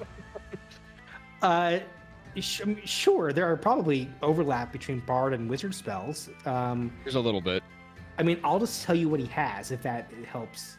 Yeah. Fuck yeah. Show me his spell book. I'll just copy instead of me reading it out That's loud. fucking great. Riveting TV. Okay. I'll just copy this here for you. and post it in the chat. I mean, spell lists are interesting for some of us. There you go. Okay. Identify. Qualified dimension. It's surprising there is no overlap. I Not know too none of these surprising. spells. Okay. All right. He's so far away again. Yeah, he's a wizard. He's not gonna be like in your space. I'm not raging, so I can read, but like, So I can read. Wait, if you couldn't read if you were raging? well, I mean, I mean, it turns you into maybe. dyslexic after you We'll rage, see, of we'll course. see. All right, I use my action to close the book. I kind of rub down my markings a little bit in this weird ceremonial like haka kind of gesture, and I cast a 2nd level cure wounds of myself as I take a deep inhale. And that is, let me roll. That's 2d8 plus 2. 9 HP. Get that back. Nice. That was my action. I'm not invisible anymore, obviously. I'm going to move 5, 10, 15, 20, 25. No, I'm going to stay behind this. I'm not going to, well, hold on. 30, 35, 40, no. How far away is he at this point then? 50 feet. Okay. Give me just a second. It's tactical. All right. At this point, as I cast my cure wounds and everything, at this point, still holding onto the book, I rage. Let's go. All right. Go for it. It's time to roll on this thing, dude. My, you see, my markings begin to glow and light up, going from a light green to a kind of like bright, vibrant white green. And let's roll on the wild magic table here. Jesus. Just a D8. One solid D8. 5. Whenever a creature hits you with an attack roll or spell before your rage ends, that creature takes 1d6 force damage as magic lashes out in retribution. So, yeah. So if I get hit with a spell or an attack, 1d6 force damage to whoever did that. Nice. And that's it. Hey, anything else for your turn? That's it. And I hide behind this thing. Okay. Not necessarily taking the hide action, but I try and For roleplay's sake, use it as cover. I take cover. There you go. what does that look like as far as like what that would look like for him?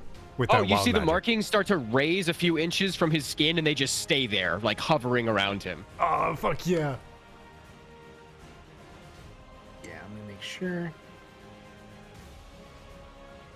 Sorry, just gonna butt in real quick. I did see somebody in chat as well post. Jonah, you rolled the wrong dice for your heal. Oh, did I? Oh, okay. 2d8. All right, so let me do that one more time on a -9 quickly. All good. Apologies. 2d8 plus 2. Instead, I got 14. Hey. Sweet. All right. And now I'm Cool. resistant to damage as well. I still have Stone's Endurance. I'm doing okay. Yeah, you're doing all right. He's moved closer, so he's going to cast Ice Storm on you, whatever that. I don't know. Despite all my rage, I'm still a barbarian with a page. What does Ice Storm do? It's probably What does 20-foot Ice Storm radius. do? A point within range. The point will be you. Okay. All of a sudden, a hail of rock hard ice pounds to the ground in a 20-foot radius circle centered on you. I need you to make a dex save. Dex Again, you get advantage, I believe, from that Yeah, ability. I can see it. Dex save is +3 for me.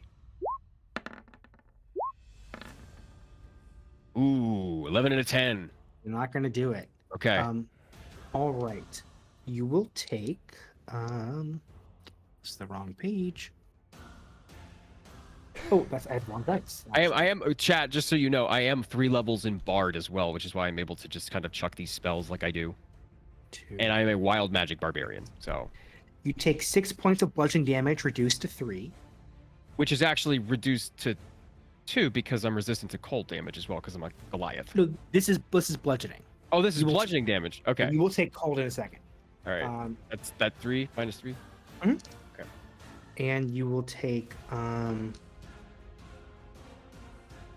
5, 11, 15. 15 points of cold damage reduced to 8. Okay.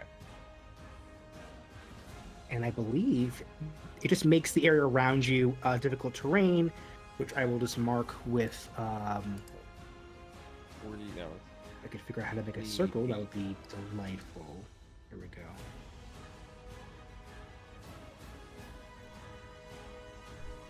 No, it's 34. Okay, hold on. Oops, that did not work. I would use my Stone's Endurance, but I don't need it yet. That did not do what I wanted to do. Oh my god, where'd I go? That didn't work. Hold on. So Ruben learns how to use a computer day. Okay. So this area is difficult terrain, which just means that if you move through it, you move at half speed. Okay. All right. That is his turn, and he used all his movement, so he can't really get away. Ronan. So this is 10, 20, right? Mhm. And then 25, 30, 40. Yep. Here we go. So I kind of, as I take a few hits to the face from these ice balls, and but I look at him with a stony glare, and as these like ice balls start to hit me, I slowly begin to walk out of this ice storm Yeah. because it's just kind of bouncing off of my chest. And then when I get to like here, I begin to run at him like a freight train, Yes. and I grab him, and I hit him with his book. Yes, let's go! All right, so I have advantage on my grapples. It is +7. Let's see. That's 20, baby. Oh! Oh my god. All right, so that's not that much damage. It's 2d6 plus what is my 4.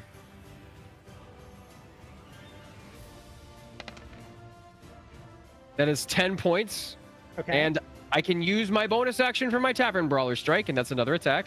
Go for it. 'Cause I had used my action before in a stupid way, but Don't forget I to can just add your make another rage attack. bonus to your oh shit, yeah, damage. my rage too.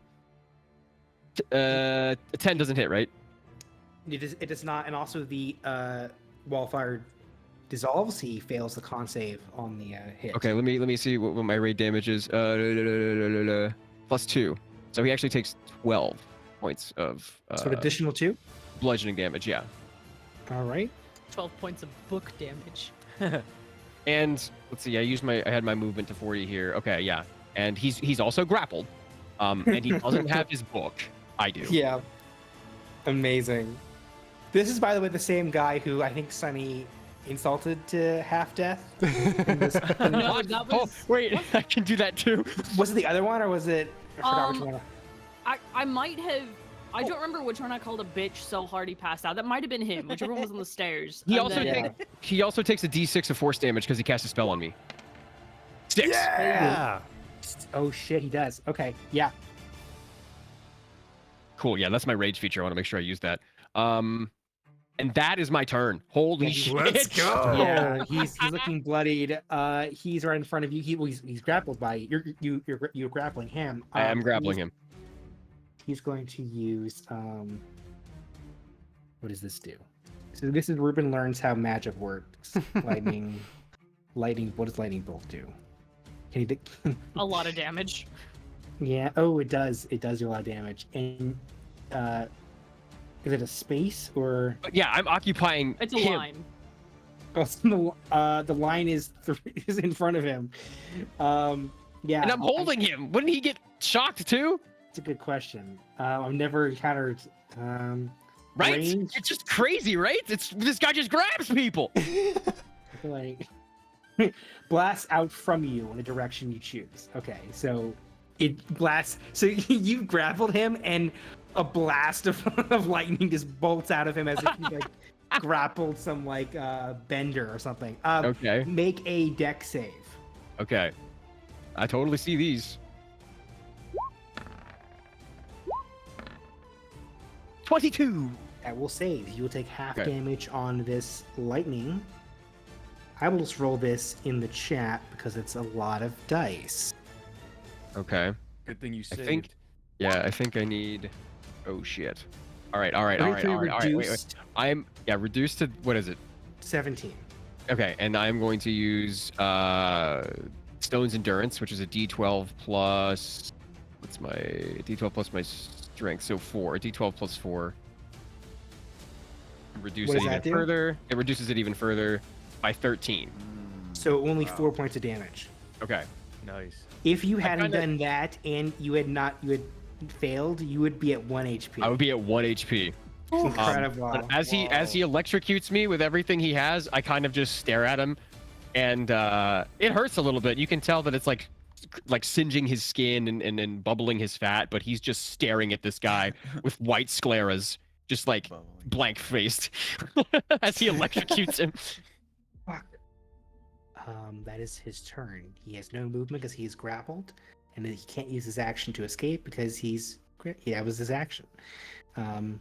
Ronan, you are up. I would like to suplex Isaac. Yes! Lucas, but yes, Lucas, yes. I would like to suplex Lucas. you absolutely may suplex him. Please, Okay. make an attack. Great. This is really great. A 13. Oh wait, do I have advantage on that? I don't know. mean, he's it grappled, right? Was that an attack or like a strength check? Well, this is an attack because you're trying to impose damage on him. That's true. That's true. Condition of what is the condition though? I just think I they gotta find can't the- move grappled, right? Yeah, I don't think it that. gives them advantage. No. Okay. Cool. So 13. 13. I don't think that's gonna do it. With mage armor. Mage armor isn't concentration, is it? No. I think it just lasts for 8 hours. That's okay. I have another Yeah. attack. Yeah. So I think the first time, you're still kind of maybe shaken up by the lightning, even though you didn't take a lot of damage from it. So you don't get the movement just right, but you do have a second try. So close to an 18. Oh man. Yeah, I think he's just squirming too much in your grip, and you're not able to get a good angle on it. Fuck. Any movement? Do you want to carry him around anywhere with you? In the, Put 'em Yeah. over your After shoulder. that, I realized that I can't. My muscles have been seized by the lightning too much, and I can't like engage my abs and flip him backwards. So instead, I walk him forwards against the wall and kind of Yeah. try and pin him there. yeah, I love it. I love it. Okay, he is going to. It's his turn again. Oh, I also can I use a free action to just throw the book in the middle of the arena? Sure, absolutely. Okay. I just tossed the book at the dais in the middle of the arena. How many third he's used 2 of the 3rd level slots. He has 1 more left. He will use lightning again. Jesus Christ. Make another deck save. Oh my god. This is intense. Yeah, what are your guys' HPs looking like? Yeah, what the heck, 16. man? Guys need a steal. 16? 16, I believe. Hold on. 16 is the DC. You will save half. Oh! Oh, Jesus. Oh my god. Wow. Ah! You will take this Oh. in half. Oh, that's a lot of 5s and 6. Oh, that's a Oh my lot. gosh. You will take 37 reduced. You will take 19 points of lightning damage. Okay. Does he still take force damage from hitting you with shit? Yeah, oh yeah. Yeah, He takes another actually he should have taken a D6 the last time too, so I'll roll 2 D6. go for it. He takes 9 points of force damage from the markings as they kind of whip at him. Yeah. Y'all are remarkably close in HP. It's Oh. kind of scaring me a little Oh bit. my god. It's really cool. Okay. You know what? I'm just gonna reveal. I think is he revealed? Oh, he's not revealed. Everyone. I have 11 HP by the way, chat. That's this what I was wasn't at a- 12, right at the end of mine. There we go. This is where we are. Where we are, Oh guys. my god. Oh! I think that was his turn. He is still grappled by you. He has no movement. Ronan, you are up. What are you gonna do? I am going to, instead of suplexing him, I'm going to try and Hulk slam him and grab him by the neck and ragdoll him against the wall. I absolutely love it. Make an attack roll. As the music swells. I think I feel a little 26! Let's go! That will hit. And I'm Roll going to try and damage. do it a second time. Hold on, let's see if the second one hits. 16! That is his AC with mage armor. Yes! Fuck yeah! So both hit. Roll your first damage. I think this will do it, but go for it. What is Finish it? him. Plus, let's see. 4 times 2, that's 8. Okay. 13! Let's go! The rest is just overkill. You slamming the unconscious twink into the wall. How do you want to do this? Yeah, I take that. So he shocks me the first time, and it kind of is a little annoying. And I pin him against the wall, and he has, out of desperation, he kind of gives me a final second shock, and it does a lot. It actually starts to have like, flesh damage. I'm losing muscle. My light starts to fade a little bit. My markings begin to flicker. But as he hits me with that, the markings glow once more. Smack him. And I get a second wind. I grab him by the neck, and I just kind of fling him against the wall. And I can still feel the tense muscles. So I pick him up, and I fling him one more time against the wall. And then I toss him over to his book. And I say, You should study more. Yes. Hell yes, the crowd. Ronan. As still the- raging, I kind of like slap my chest and raise my hand. The Imperial officer is defeated in the middle of the auditorium in the Coliseum. Ronan advances to the quarterfinals. Congratulations, Let's Ronan. go! That sets up the second quarterfinal between Crooked Jack and Ronan Thickthroat. That will be interesting. So the first two quarterfinals again, we have Max versus McCleary, Crooked Jack versus Ronan. Very, very interesting here for a lot of reasons. Okay. Let's see, let me close We get this. a rest in between that, right? The quarterfinals, that's not like... Yes.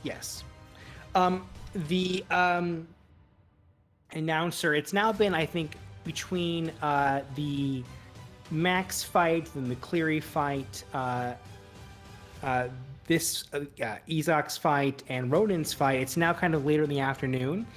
And the announcer calls out and says, we will complete the remaining fights in the octafinals and the first group fight tomorrow. Those who have additional fights will be allowed to rest. So that will leave Pyrrhus versus Myrtle, Peter versus Valera, Adrian Reinmar versus Sunny, and Mike Delving versus Marini for the next day. So let me calm things now from the really intense music. Let me just a second here as I will reset all this stuff. I can't get over beating him over there with his own damn book. Yeah, We've right? all wanted to do it to a wizard before, let's be real. That's true. And improvised weapons are my specialty, so I just figured, why not? And I'm like, he's got a book, huh? He doesn't wear any armor? I'm gonna beat the shit out of him with his book. All right. And again, for those who are joining us, the bracket as it currently stands is available in the link in the server. I'm sure Nate has probably posted it every time I've mentioned it. But lovely. We're getting some progress now in the tournament. So both those who've competed, of course, have the opportunity to rest. And you have a chance to regather, regroup somewhere in the city wherever y'all want to meet up. There's still a lot that y'all want to do. So I'm curious, those who were not in that last fight, what are you up to as things kind of settle down for the late afternoon? Well, Is there like a spa or like a not a spa, but like is there a bath anywhere near here? Sure, there is. Absolutely. Yeah, Ronan makes his pilgrimage to the baths after every fight, so I figured he would go and clean himself and wash himself of the battle. Absolutely. Anybody else Ruben, would come? Is it like a co-ed thing or is it co-ed? They got 'Cause I feel towels. like I'm Freya sure. Is would it be anime co-ed. bath?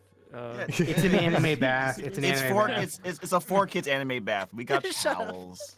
Yes, this is the 4K One Piece dub here going Yeah, on. yeah. So I feel like I Freya think we would could all be use a co-ed. nice hot.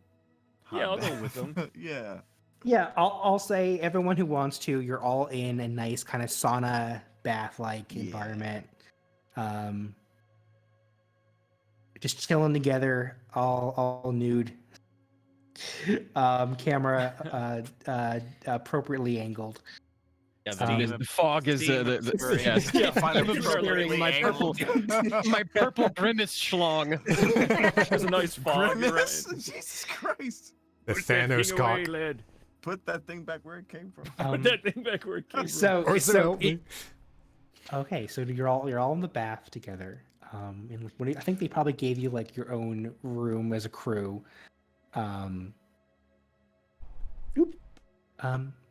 What's everyone doing in the bath? Sulking. I'm doing some. I'm in the corner. Well, not the corner, but I'm in a very like obscure place that's like obstructing people's views and shit. Just like in the middle of the bath, I'm doing this strange ritual with the water, pouring it over my head, doing signs, taking off my necklaces and my my earrings and bathing them and washing them, and it's really weird. I'm like in a trance. Are you still able to RP in the trance? Yeah. Myrtle kind of sidles up next to you with everyone else and just briefly says, Your fight was incredible. I've seen many brawlers, but not people that have.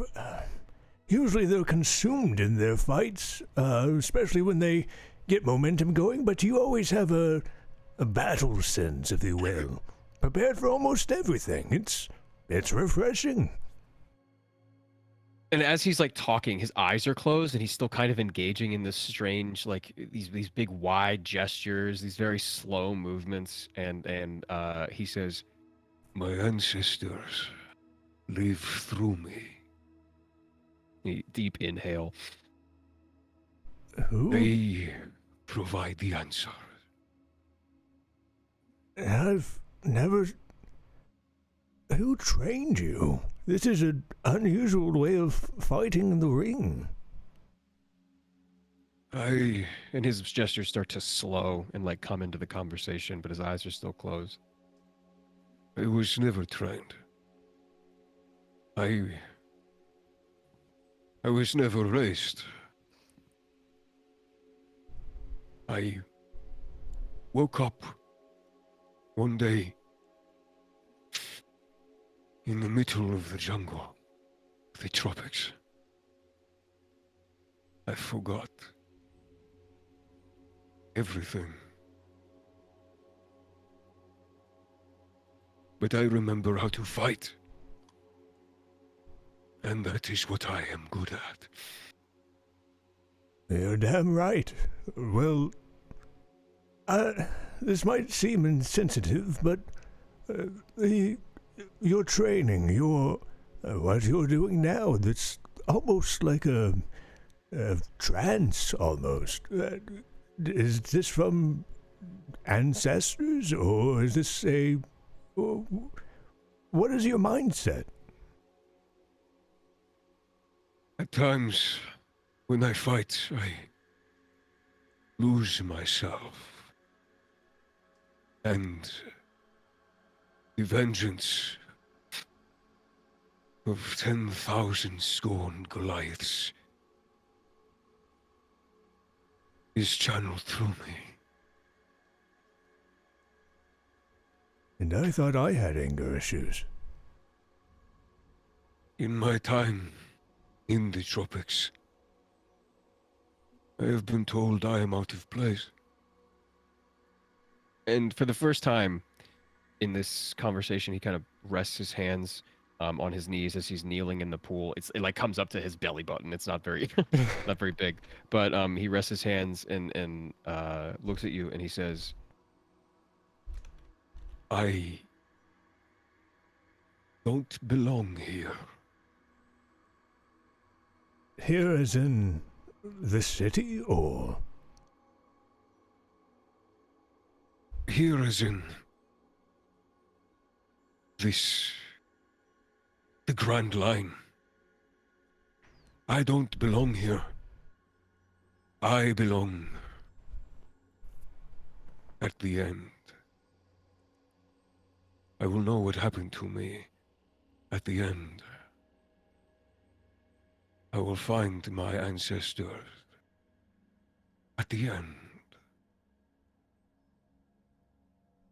And please. and he kind of relaxes and smiles a little bit for the first time in a long time. I have a sneaking suspicion that you're going to pull a lot of surprises, and I am definitely out of my prime. I used to be a little bit more hands-on than this, but it's kind of neat seeing someone that is so invested in finding themselves, I suppose. And I have a feeling you're going to find answers, and I'm sure it's going to be at the end of the line. They speak to me. And he tries to be a little bit clandestine with this part of the conversation. They speak of a grand fight at the end of the line. Something. And he like smiles this wide shark tooth smile. Something no one has ever seen. I will fight it. Yes. And I will win. I have no doubt that you will. There is so much at the end of the line for me. And he takes his big banana hands and puts it on your shoulder. I am so glad the Limelight Pirates are facilitating my passage. I hesitate to say these words, but after watching some of you fight, I think we could be friends. I think so too. I know that you came in at a little bit more politics than we're used to on the ship, but at their core, they're good people with many roadblocks that are bringing out the worst sides of a pirate, I suppose, but I think we can all work together and achieve our goals, despite how strange and almost impossible they seem. I'm glad you're part. Myrtul. He like very, very poorly pronounces your name. Myrtul. If you help me get to the end. And he kind of squeezes a little tightly on your shoulder. I will help you do anything. Those are words I'll remember, and I hope you do too. I need all the help. We need all the help we can get for all the impossible dreams that we're trying to chase. And Ronan, well, in this conversation, kind of like side eyes Freya. And he says, she is stronger than me. I think that she doesn't even realize how strong she really is. That's emotional baggage seems to keep you in a cycle, I suppose. I think she needs to break that, and she'll realize how strong she really is. Ronan kind of stands up and says, she will. He squints at her. very soon.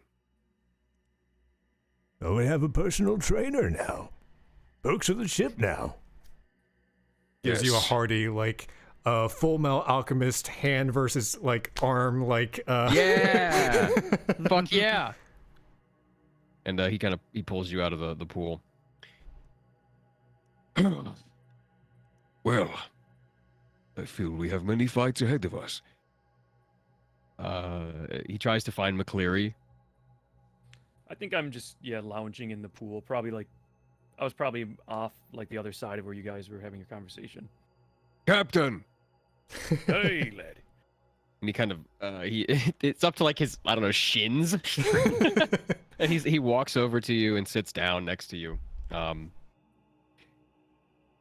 Good fight. Thank you. You were quite entertaining to watch yourself. That is the goal here. Entertainment. I see. Well, if we both win our fights, it looks like we'll be facing off against one another. And it will be a fair fight. It'll be something, that's for sure. He squints at you. You see these really, really sharp, like, teeth that he has. He's got these weird, filed down shark teeth. I gotta use all me tricks to me advantage, you know? That is something I am very fond of. Doing something unexpected. Improvisation. Entertainment. Hey, but you don't consider it unfair? If it is in the arena, it is fair game. I see. The other day, I stole a dagger from one of them statues. I remember. It was cinematic. It was beautiful. Poetic. I could write songs of that fight. And I plan to. Oh, well. It was, you certainly know your way around there, lad. It's something we'll have to consider. I never really been fighting for entertainment, survival, pleasure, but not entertainment. Well, hopefully you will have to have as few fights as you can moving forward. But I would like to be there and see them all. If you are fighting for your life. He takes banana hands again and puts it like around the back of your neck. I will help you do anything. Well, thank you, Ronan. That means a lot. I know you're, new to this crew, but I'll hold you to your word. And as long as you're at Limelight, I swear, I'll do whatever I can to protect you, fight for you, keep you safe just as any member of this crew. I will say, you were quite sneaky. Oh? Yes, I noticed the way you fought. I noticed your feints and the back and forth. You were quite good on your own. Aye, it's come from a life of hard living, I suppose. This is gross, but he's gonna do it anyway. He kind of grabs a small like plate or something that's used to, carry water from one place to another. He scoops it up and starts to drink it from the bath. So, where are you from, McCleary? He really poorly pronounces your name. Oh, I'm from, parts of the Empire. Oh. A small little fishing village. Do your crewmates know this? They might. Haven't kept it a secret. He squints.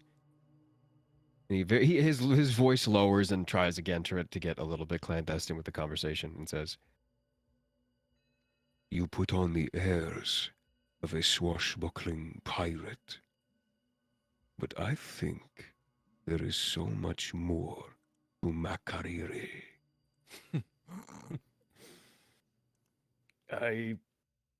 What can I say, lad? I am what I am. And I am what I am.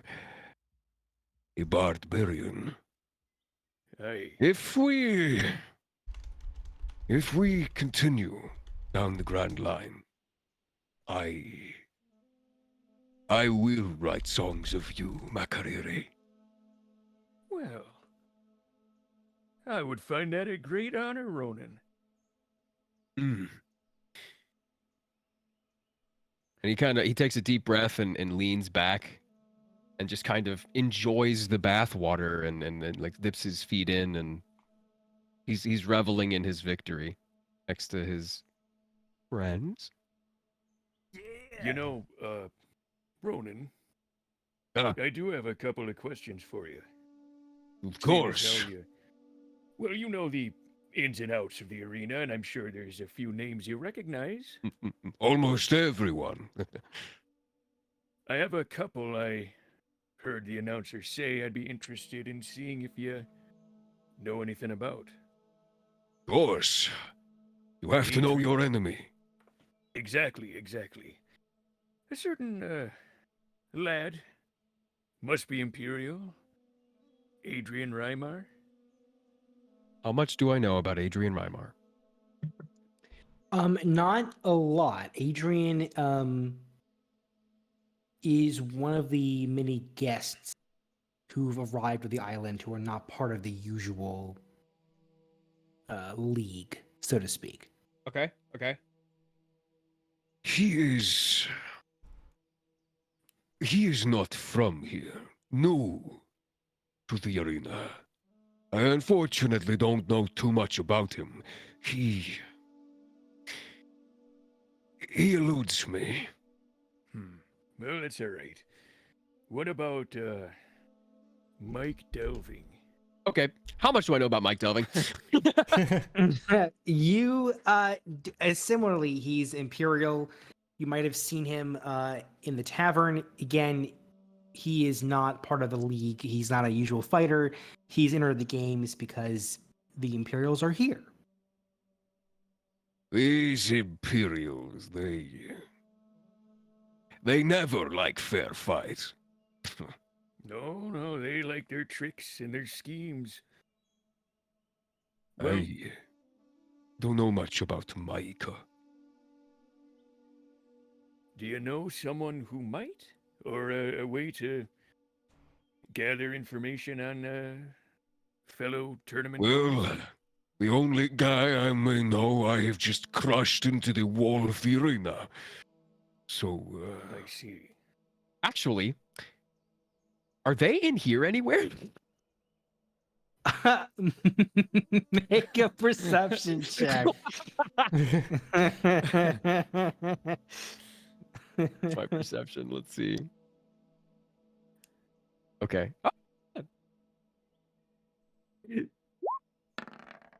21. The image of this is so funny in my head. It absolutely has to be the case that like they're just chilling in one of the other group baths. I don't think it's the entire gang, because I think Achilles has private bath back in the palace. But I do think that Izak and Lucas Let's go! Yeah. are chilling in their own Okay. in their own space. And you know what? I think Addison is also there too. Oh my god. So it's the twins and Addison are just chilling. They are actually 5 feet apart, each of them. From each other.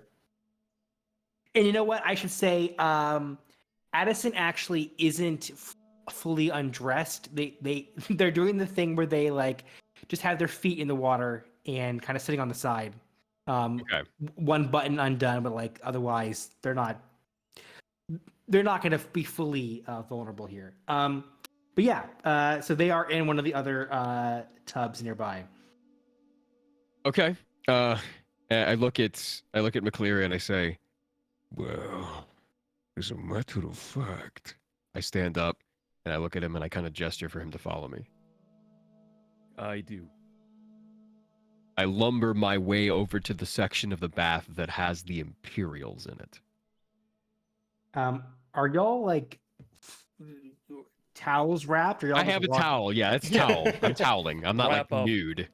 I walk over nude for a power move. No, I was gonna say, You know I'll what? also No. assert dominance in this situation. Actually, Ronan March up probably thong would out. not wear a towel. He would wear a towel around his neck. That's it. That's very funny. Takes towel, then puts it around his neck. Yeah, that's what he does. He's nude. I will Addison. wrap Yeah, go ahead. properly with the towel. I wrap myself properly with the towel. That's all. Okay. Addison, seeing you, McCleary, and Ronan, just smiles and says, "Well, very nice to see you again, Who's that? Addison." Edison. Okay. you as well. Oh, look, fresh water. And he kind of puts his legs in and sits down next to them. Lucas is like cringing in like the. It's kind of like the bullied kid look. And Isaac is not. It's not. It was roughed up by a man, 30 years his senior. He's not also not doing so great.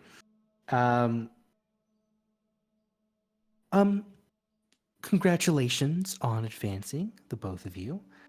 I was just giving some reassurances to my friends here. Reassurances of.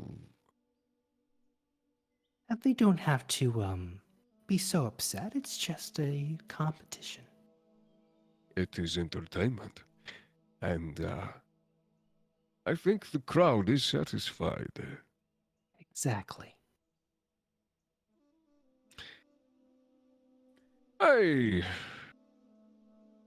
You have been here for how long, Addison? Lucas?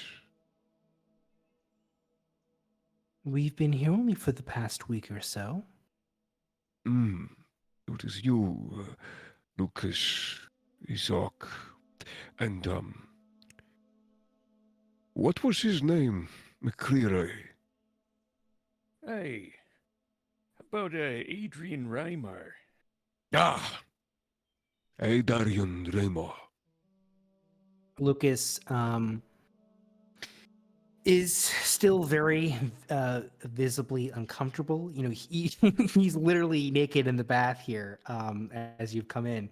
And he gives like a look to Addison, and Addison, like, still in that very half smile, gives a slight nod, and then Lucas turns back to you, and he says, "I don't know Adrian. I know his brother, Brandon Reinmar." Hi, Brandon. I've heard of him. An admiral? No, not an admiral. A captain. That's right. I slide into the water next to them. He scoots a little bit away from you. Stationed around Claystone Island? We don't have He stops himself from answering. Addison finishes for him. The Navy moves around.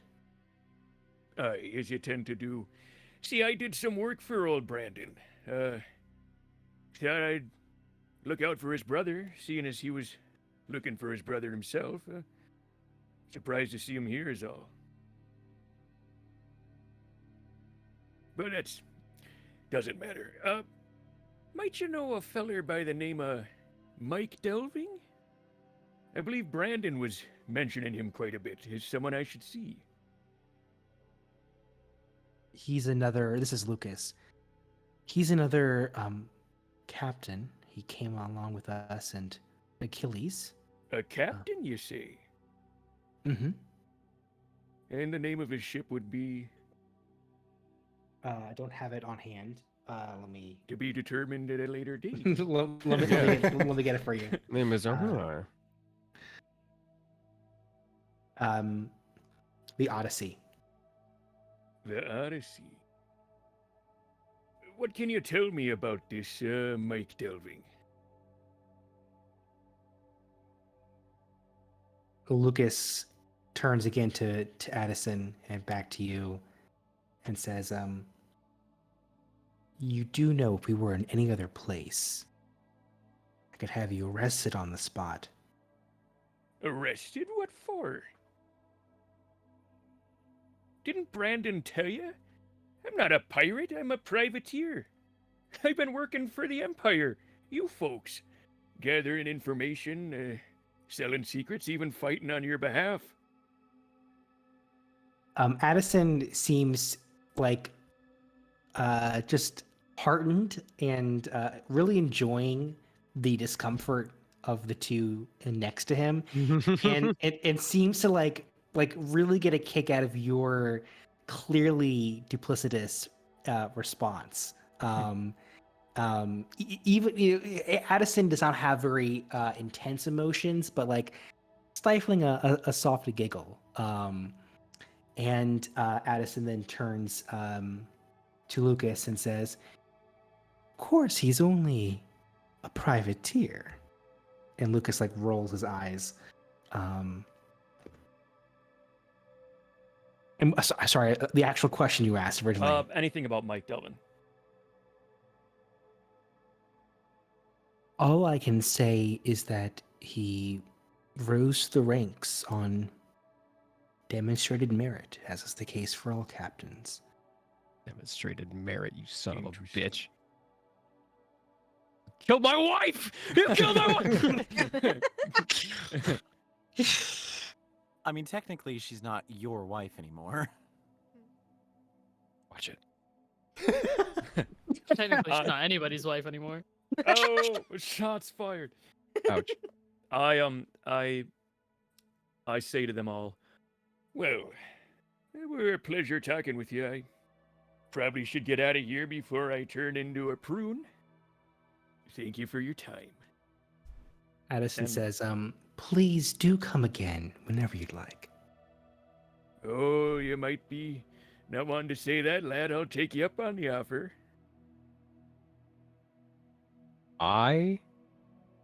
Okay, so this is a little bit weird, but can I try and get more information out of him by intimidating Lucas? What do you want to? Are they clearly like holding things back, or would I have to do a perception or you don't need to be perceptive to know that they are holding things back from you. Okay, cool. Yes. All what right. do you say? Yeah. What do you do? Oh shit, I could use spells. Oh, you know what? Hold on, let me sound or image of an object at range. Okay, so this is rough. I'm going to use minor illusion to make the sound that he heard when his body was thrashed against the wall. Okay. And I'll stand up when that happens. And I look at him and I say, Flinches and cowers back. Addison is unaffected. Izak is glaring at you. Make an intimidation roll. okay. And I'm lucky I have advantage on these. But I never use intimidation. Just because it feels bad. I feel like a bad person when I do it. 22. Oh, let's go! And I say, That's very fitting. I squint and I smile and I say, Are you sure that's all you know? and I go over and I sit next to him. He cannot look at you. And of course, in the bath, the height difference is even more exaggerated, and the width difference. You are you are next to a twig here in That's the true. grand scheme of things. This is about Mike Delving. Yes. I haven't met him myself. Just know that he's a good captain, and does what he's told, is in line potentially to be an admiral if he does well, and Achilles likes him, and he's very difficult to get on the good side of. I don't know what you want me to tell you. He's a captain like the rest of us. Well, not me, but I meet his gaze, and I say, "You are a fair fighter." Before I leave, I stand up and I hold my hand out, he takes it. and I give it a shake as much as I can. It's a little rough, but good fight, Lucas. Thank you. Ronan, right? Ah. Yeah, I turn around and I walk out. Huh? Yeah, he's a little bit like, there's a part of him that's still freaked out, but like kind of respects that approach. Yeah. That's what I was going for. Okay. I smile at him and I kind of nod to Addison and the gang, and I leave the annex. Cool. I would like to just pull Ronan aside quick. Yeah. And I say, Listen, the long and short of it is that there used to be a crew member here. This Mike Delvin means something to him. Now, well, it ain't really my place, but I would like to maybe have some further interactions with this Mike. I'm thinking about maybe bringing you along for muscle. You're quite intimidating. I can figure out where he's staying. That would be a good start. Thank you, Ronan. and I give him like a pat on the arm. I nod. Thank you, my career. Aye, lad. And I return to the group and just kind of finish up my bath duties, my bathing. Okay. And then if I can real quick do one thing, not to take up time. I take out Everything takes up time, but go for I it. take out the sending stone Uh-huh. that I gave to Harlow, and I just tell him that I found Mike Delving. Oh shit! Nice. Hold on, I need to like. How many words do I get? Oh my sending God. Sending stones don't have the word requirements. Sending stones are basically a cell phone.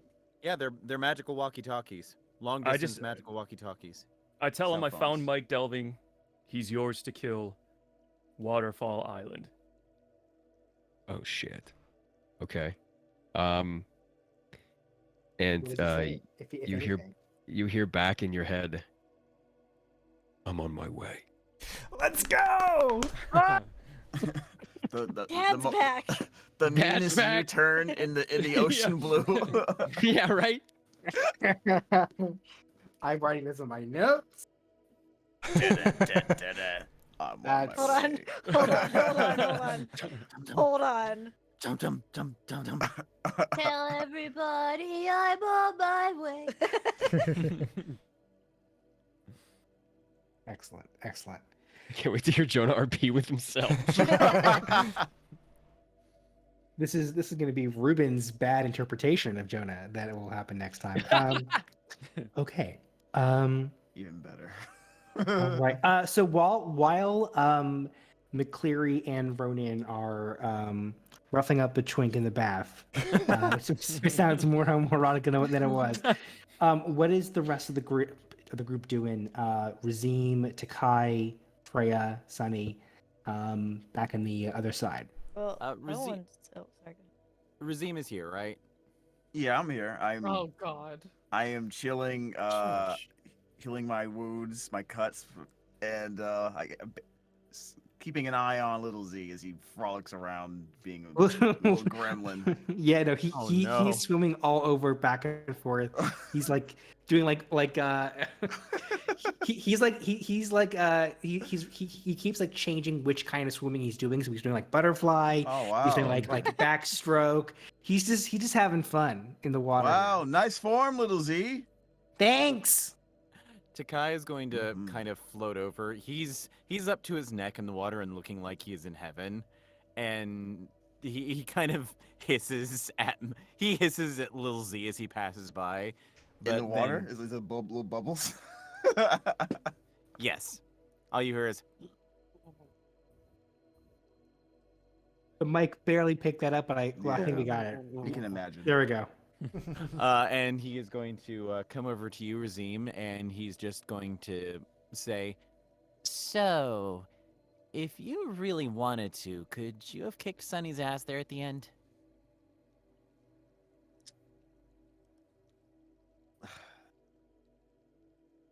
Takai, can't you see I'm just relaxing here and just big chilling. chilling? I'm still healing my cuts, man. Yeah, but Wait a minute, you won your fight, right? I didn't. Are you kidding? No, I'm not good in one-on-one situations like this. Oh, yeah, okay, no problem. So so what are we gonna do tomorrow? What's our plan? Well, I mean, I know Sonny wants to try and see if we can't track down Achilles. I'm thinking, Yeah, and he kind of sinks a little bit lower in the water, almost to the point where his mouth is covered by it. I mean, if worse comes to worse and we have to, if we have something of Achilles that we can plant on the body, then well.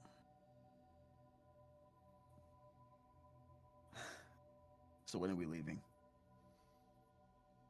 well, what exactly is your plan? Well, first of all, heal all the way up first. I should have saved enough just in case something goes wrong.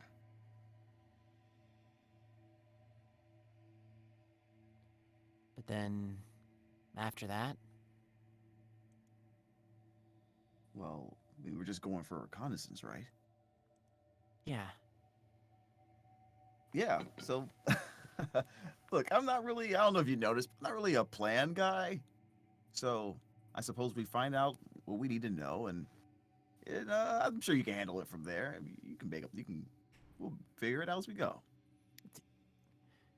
I mean, listen, dude, my plan is usually to flirt and hope for the best. I don't think that's gonna work this time, though. I mean, it really depends on what we're doing, but Yeah. what were you thinking as far as, like, reconnaissance? Well, we gotta find out where he's staying, and right? Are we gonna?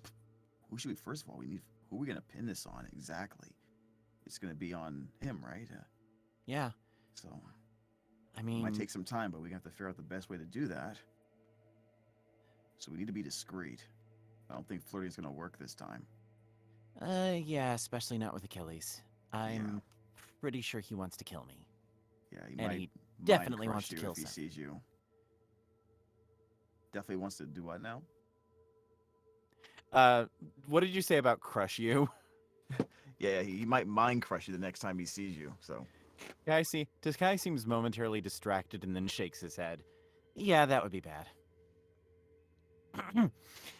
God. wait. Okay. Yeah, So we have to be we- really discreet on this one. So I guess with you, I can maybe find out where he's staying. Mm-hmm. And then afterwards, once we know that, me and Sonny can do a stakeout and see if we can get something of his. I mean, I was thinking, if we have to kill the prince, I could maybe use suggestion to make him, like, I don't know, write Achilles' name in his blood, and we could leave something of Achilles with the kid. Hmm. Why do I get the feeling it wouldn't be that easy? But just so you know, I'm not really down with hurting an innocent kid. I'm not either, but it's like if we don't do this, something really bad is gonna happen. Wait a minute. How many days do we have left? One. More than 2? What numbers are bigger than 2? There's 7? plenty of numbers bigger than 2. So what about this? We spend half the time doing reconnaissance on Achilles, and then the other time confirming whether it really is true about this prince. I mean, if we're gonna do it, at least we gotta be fair and see if everything we're told about this guy is actually true. Takai kind of looks left and looks right to try and make sure no one else is listening in. And then he gets really close to you and says, I did have one idea. If we really had to do it, maybe figure out some way of pinning things on Achilles and Addison while making it seem like Addison's working for the Imperials.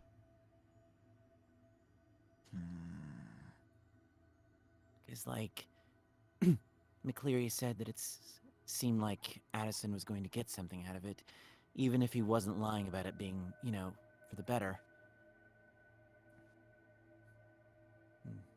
Just because we have to do it doesn't mean he has to profit from the kid's death.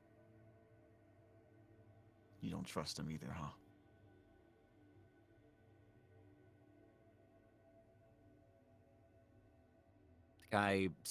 Takai doesn't say anything, but he just kind of sinks down so that only his nose is poking above the water. Well, it wouldn't hurt to double check. It wouldn't hurt to check that guy out too. See if we're really falling in. Who knows? This might just be an elaborate trap. McCleary says it's not really a trap, and I trust McCleary's judgment, but I'm just saying it wouldn't hurt to look around. We have enough time. I could disguise myself as one of the guards, follow the kid around for a little bit, see what he's really like, and that counts as reconnaissance. I wonder. That guy from the fight, Max was his name? The blonde guy? The one who Himbo Paladin. Himbo Paladin we met at the bar. White hair, but yes. Max. Okay. I mean, that Max guy was like helping out. I wonder if maybe he's close to the prince in some way? Well, I wouldn't know, but I think the less people that know about what we're doing, the better. Well, yeah, but if I could find out if he's close to the prince at all, maybe I could hit him up for some information. You just want to flirt with them, don't you? Takai angrily blows bubbles. Well, go ahead. I'm not stopping you. Might as well get some use out of that outfit you helped me pick out.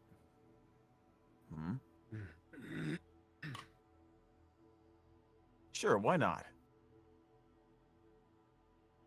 Alright, so plan is you're going to disguise yourself as one of the soldiers and try to get some information on the prince. Just watching him. Yeah. As discreetly as possible. And I'm gonna try and get close to Max and see if I can get any information out of him. Okay. And then that'll leave me and Sunny to, at some point, try and do some reconnaissance on our favorite person, Achilles. All right, just don't get too close. We're not sure how far. I'm not sure how far his powers work, but I'm gonna assume it's long range, so nothing too fancy. I can turn myself invisible, and Sunny, so That'll help. Oh yeah, and Sunny can turn himself invisible too. Yeah, you noticed that, did you? Yeah. Yeah. It's a good idea. By the way, Hmm? did you start this whole conversation about what we're planning on just to avoid the question I asked you? Absolutely.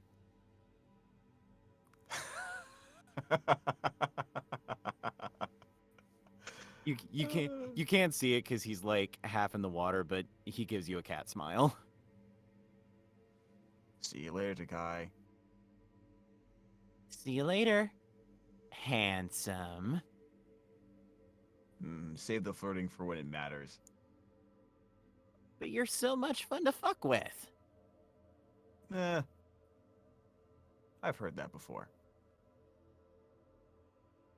And Takai will just float on away somewhere else. Great. Great. Any When other did they kiss? conversation? Oh, and then Razim goes to Racial Z.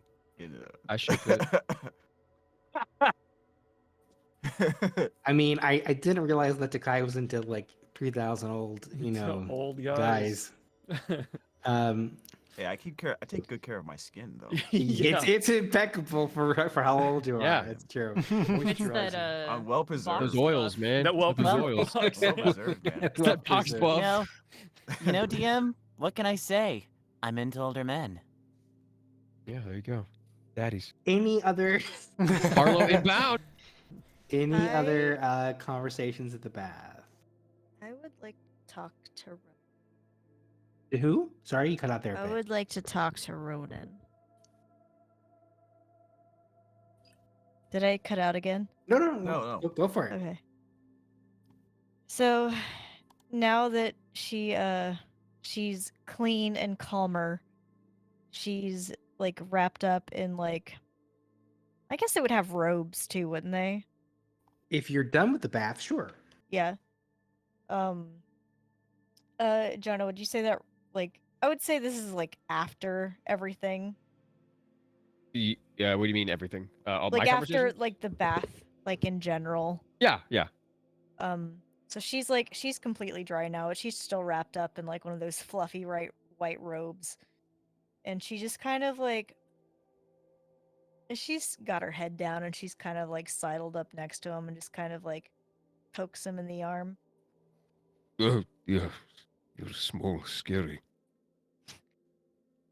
Oh, what do you need? Do you still mean what you said? What? That I'm stronger than you? Yes, very much so. Then why couldn't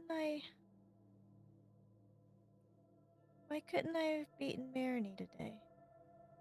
He gets on one knee and he looks at her, says, Because Marini is wiser than you.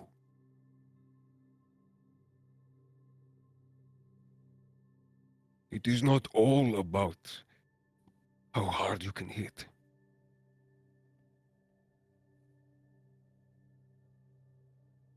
Right.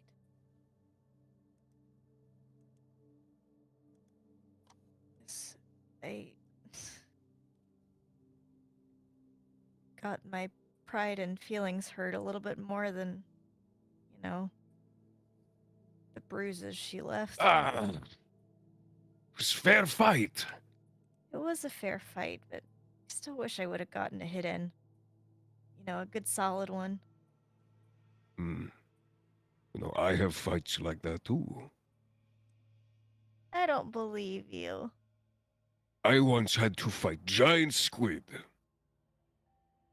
Barely got out with my life. They make giant ones?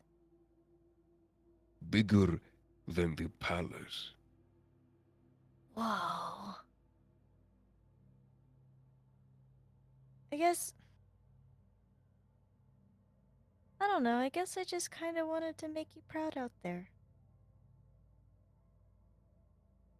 Anytime I see you fight, I will be proud of you. The same with Makariri and the rest. Moritul. He's strong too.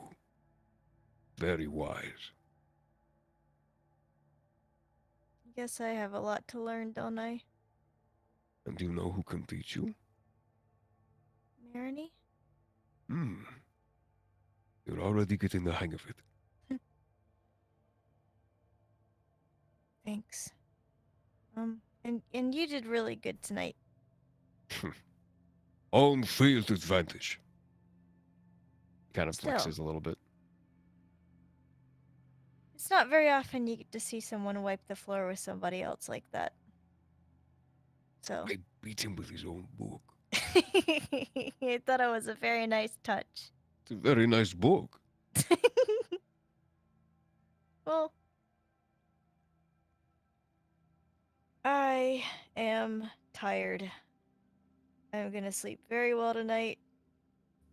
And I hope you do the same. Thank you.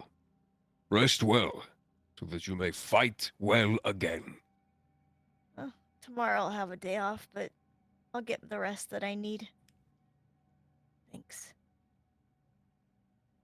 And she nod. just kind of, she gives him a big grin and just walks away. He stands up.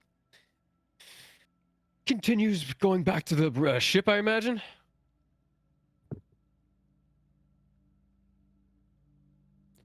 Yeah, we probably. I'll go back. Migrate to the ship. Oh. And I would like to go to my bed and get out my oversized book and oversized pen and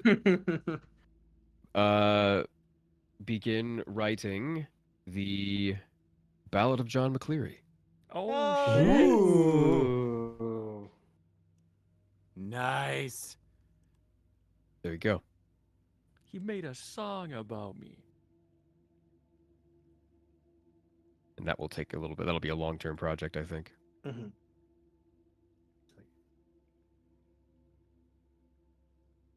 I'm writing this in my notes. Forget that you did that. Cool. Need to start. Cool. So it is now evening. You're on the limelight. Any last things before the close of this day? I would like to finish up my long-term project of making the obstacle course slash fighting thing on our ship. Training Absolutely. area. We'll say that you take most of the afternoon after you leave the baths to do that.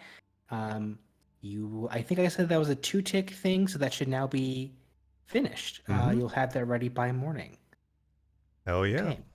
So let me tick the master clock here for the next day.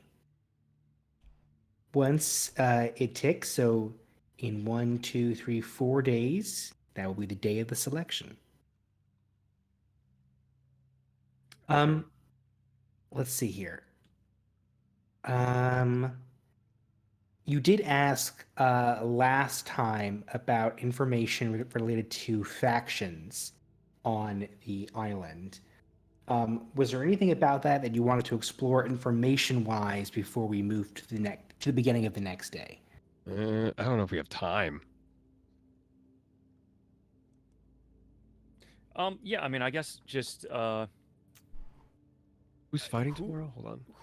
who's upset with the Empire? Are there factions here that would actively like to see the Empire not even involved on the island in any way? So last time I indicated that there were 2 sort of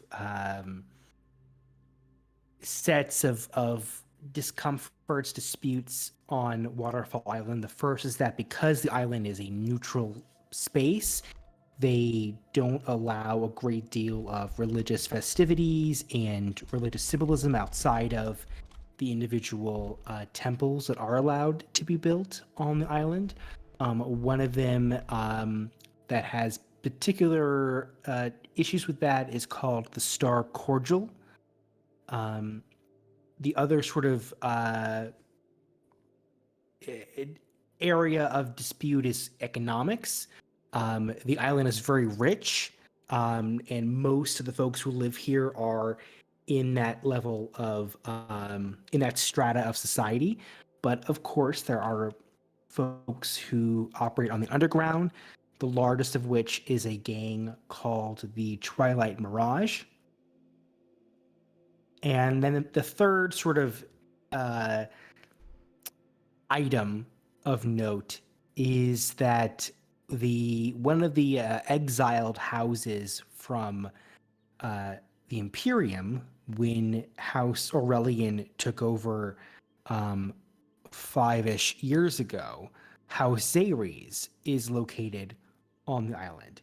And I will note all three of these things are described in minor detail, but are noted in the introduction document if y'all want to take a look at that before the next week.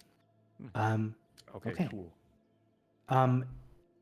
Any other informational questions to get on the record before we close for tonight? To Kai, just to mention, I think you got a scroll the other day about the Yes, I did. Would you like me to- Ooh. I would, like to- I would love to read that now that I have given myself Sylvan as a second language after I realized I never chose my second language. Would you like me to post this in the group chat or keep it to yourself? You know what? I'm gonna be that dramatic bitch. Just DM it to me. Okay. Oh yeah. Wait, when did he get this? This is he went to a library on the island. That's right. Sessions Okay. ago. Yep. Yeah. The first thing after the word Saccharin Amulet is the name of the scroll, and the rest of it is the text that you see.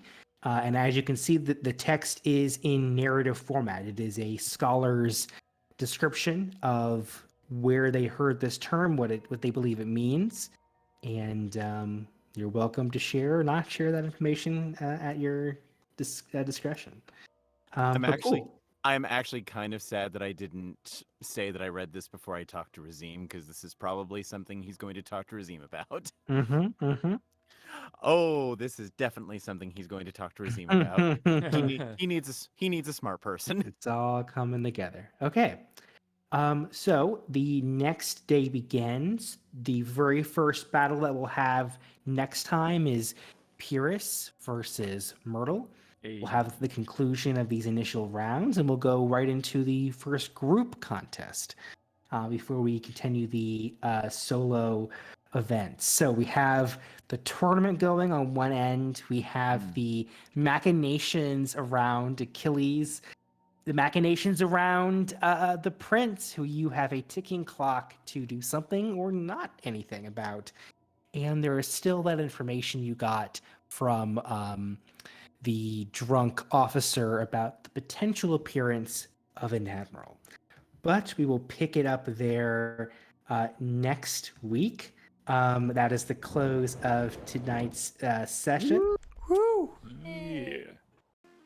There we go. Yeah. We'll be back here next week at the same time, 7 o'clock Pacific, Wednesday the 17th, 10 o'clock Eastern. If you haven't already, please join Alpha's Discord. Lots of fun fan art and reminders, and we just get to talk about D&D stuff. And you see all the other fun streams that Alpha does throughout the week. Thank you all so much for joining us tonight, and let's say goodnight, everyone. Good night, everyone. Good night, everyone. Good night, everyone. Bye bye. See ya.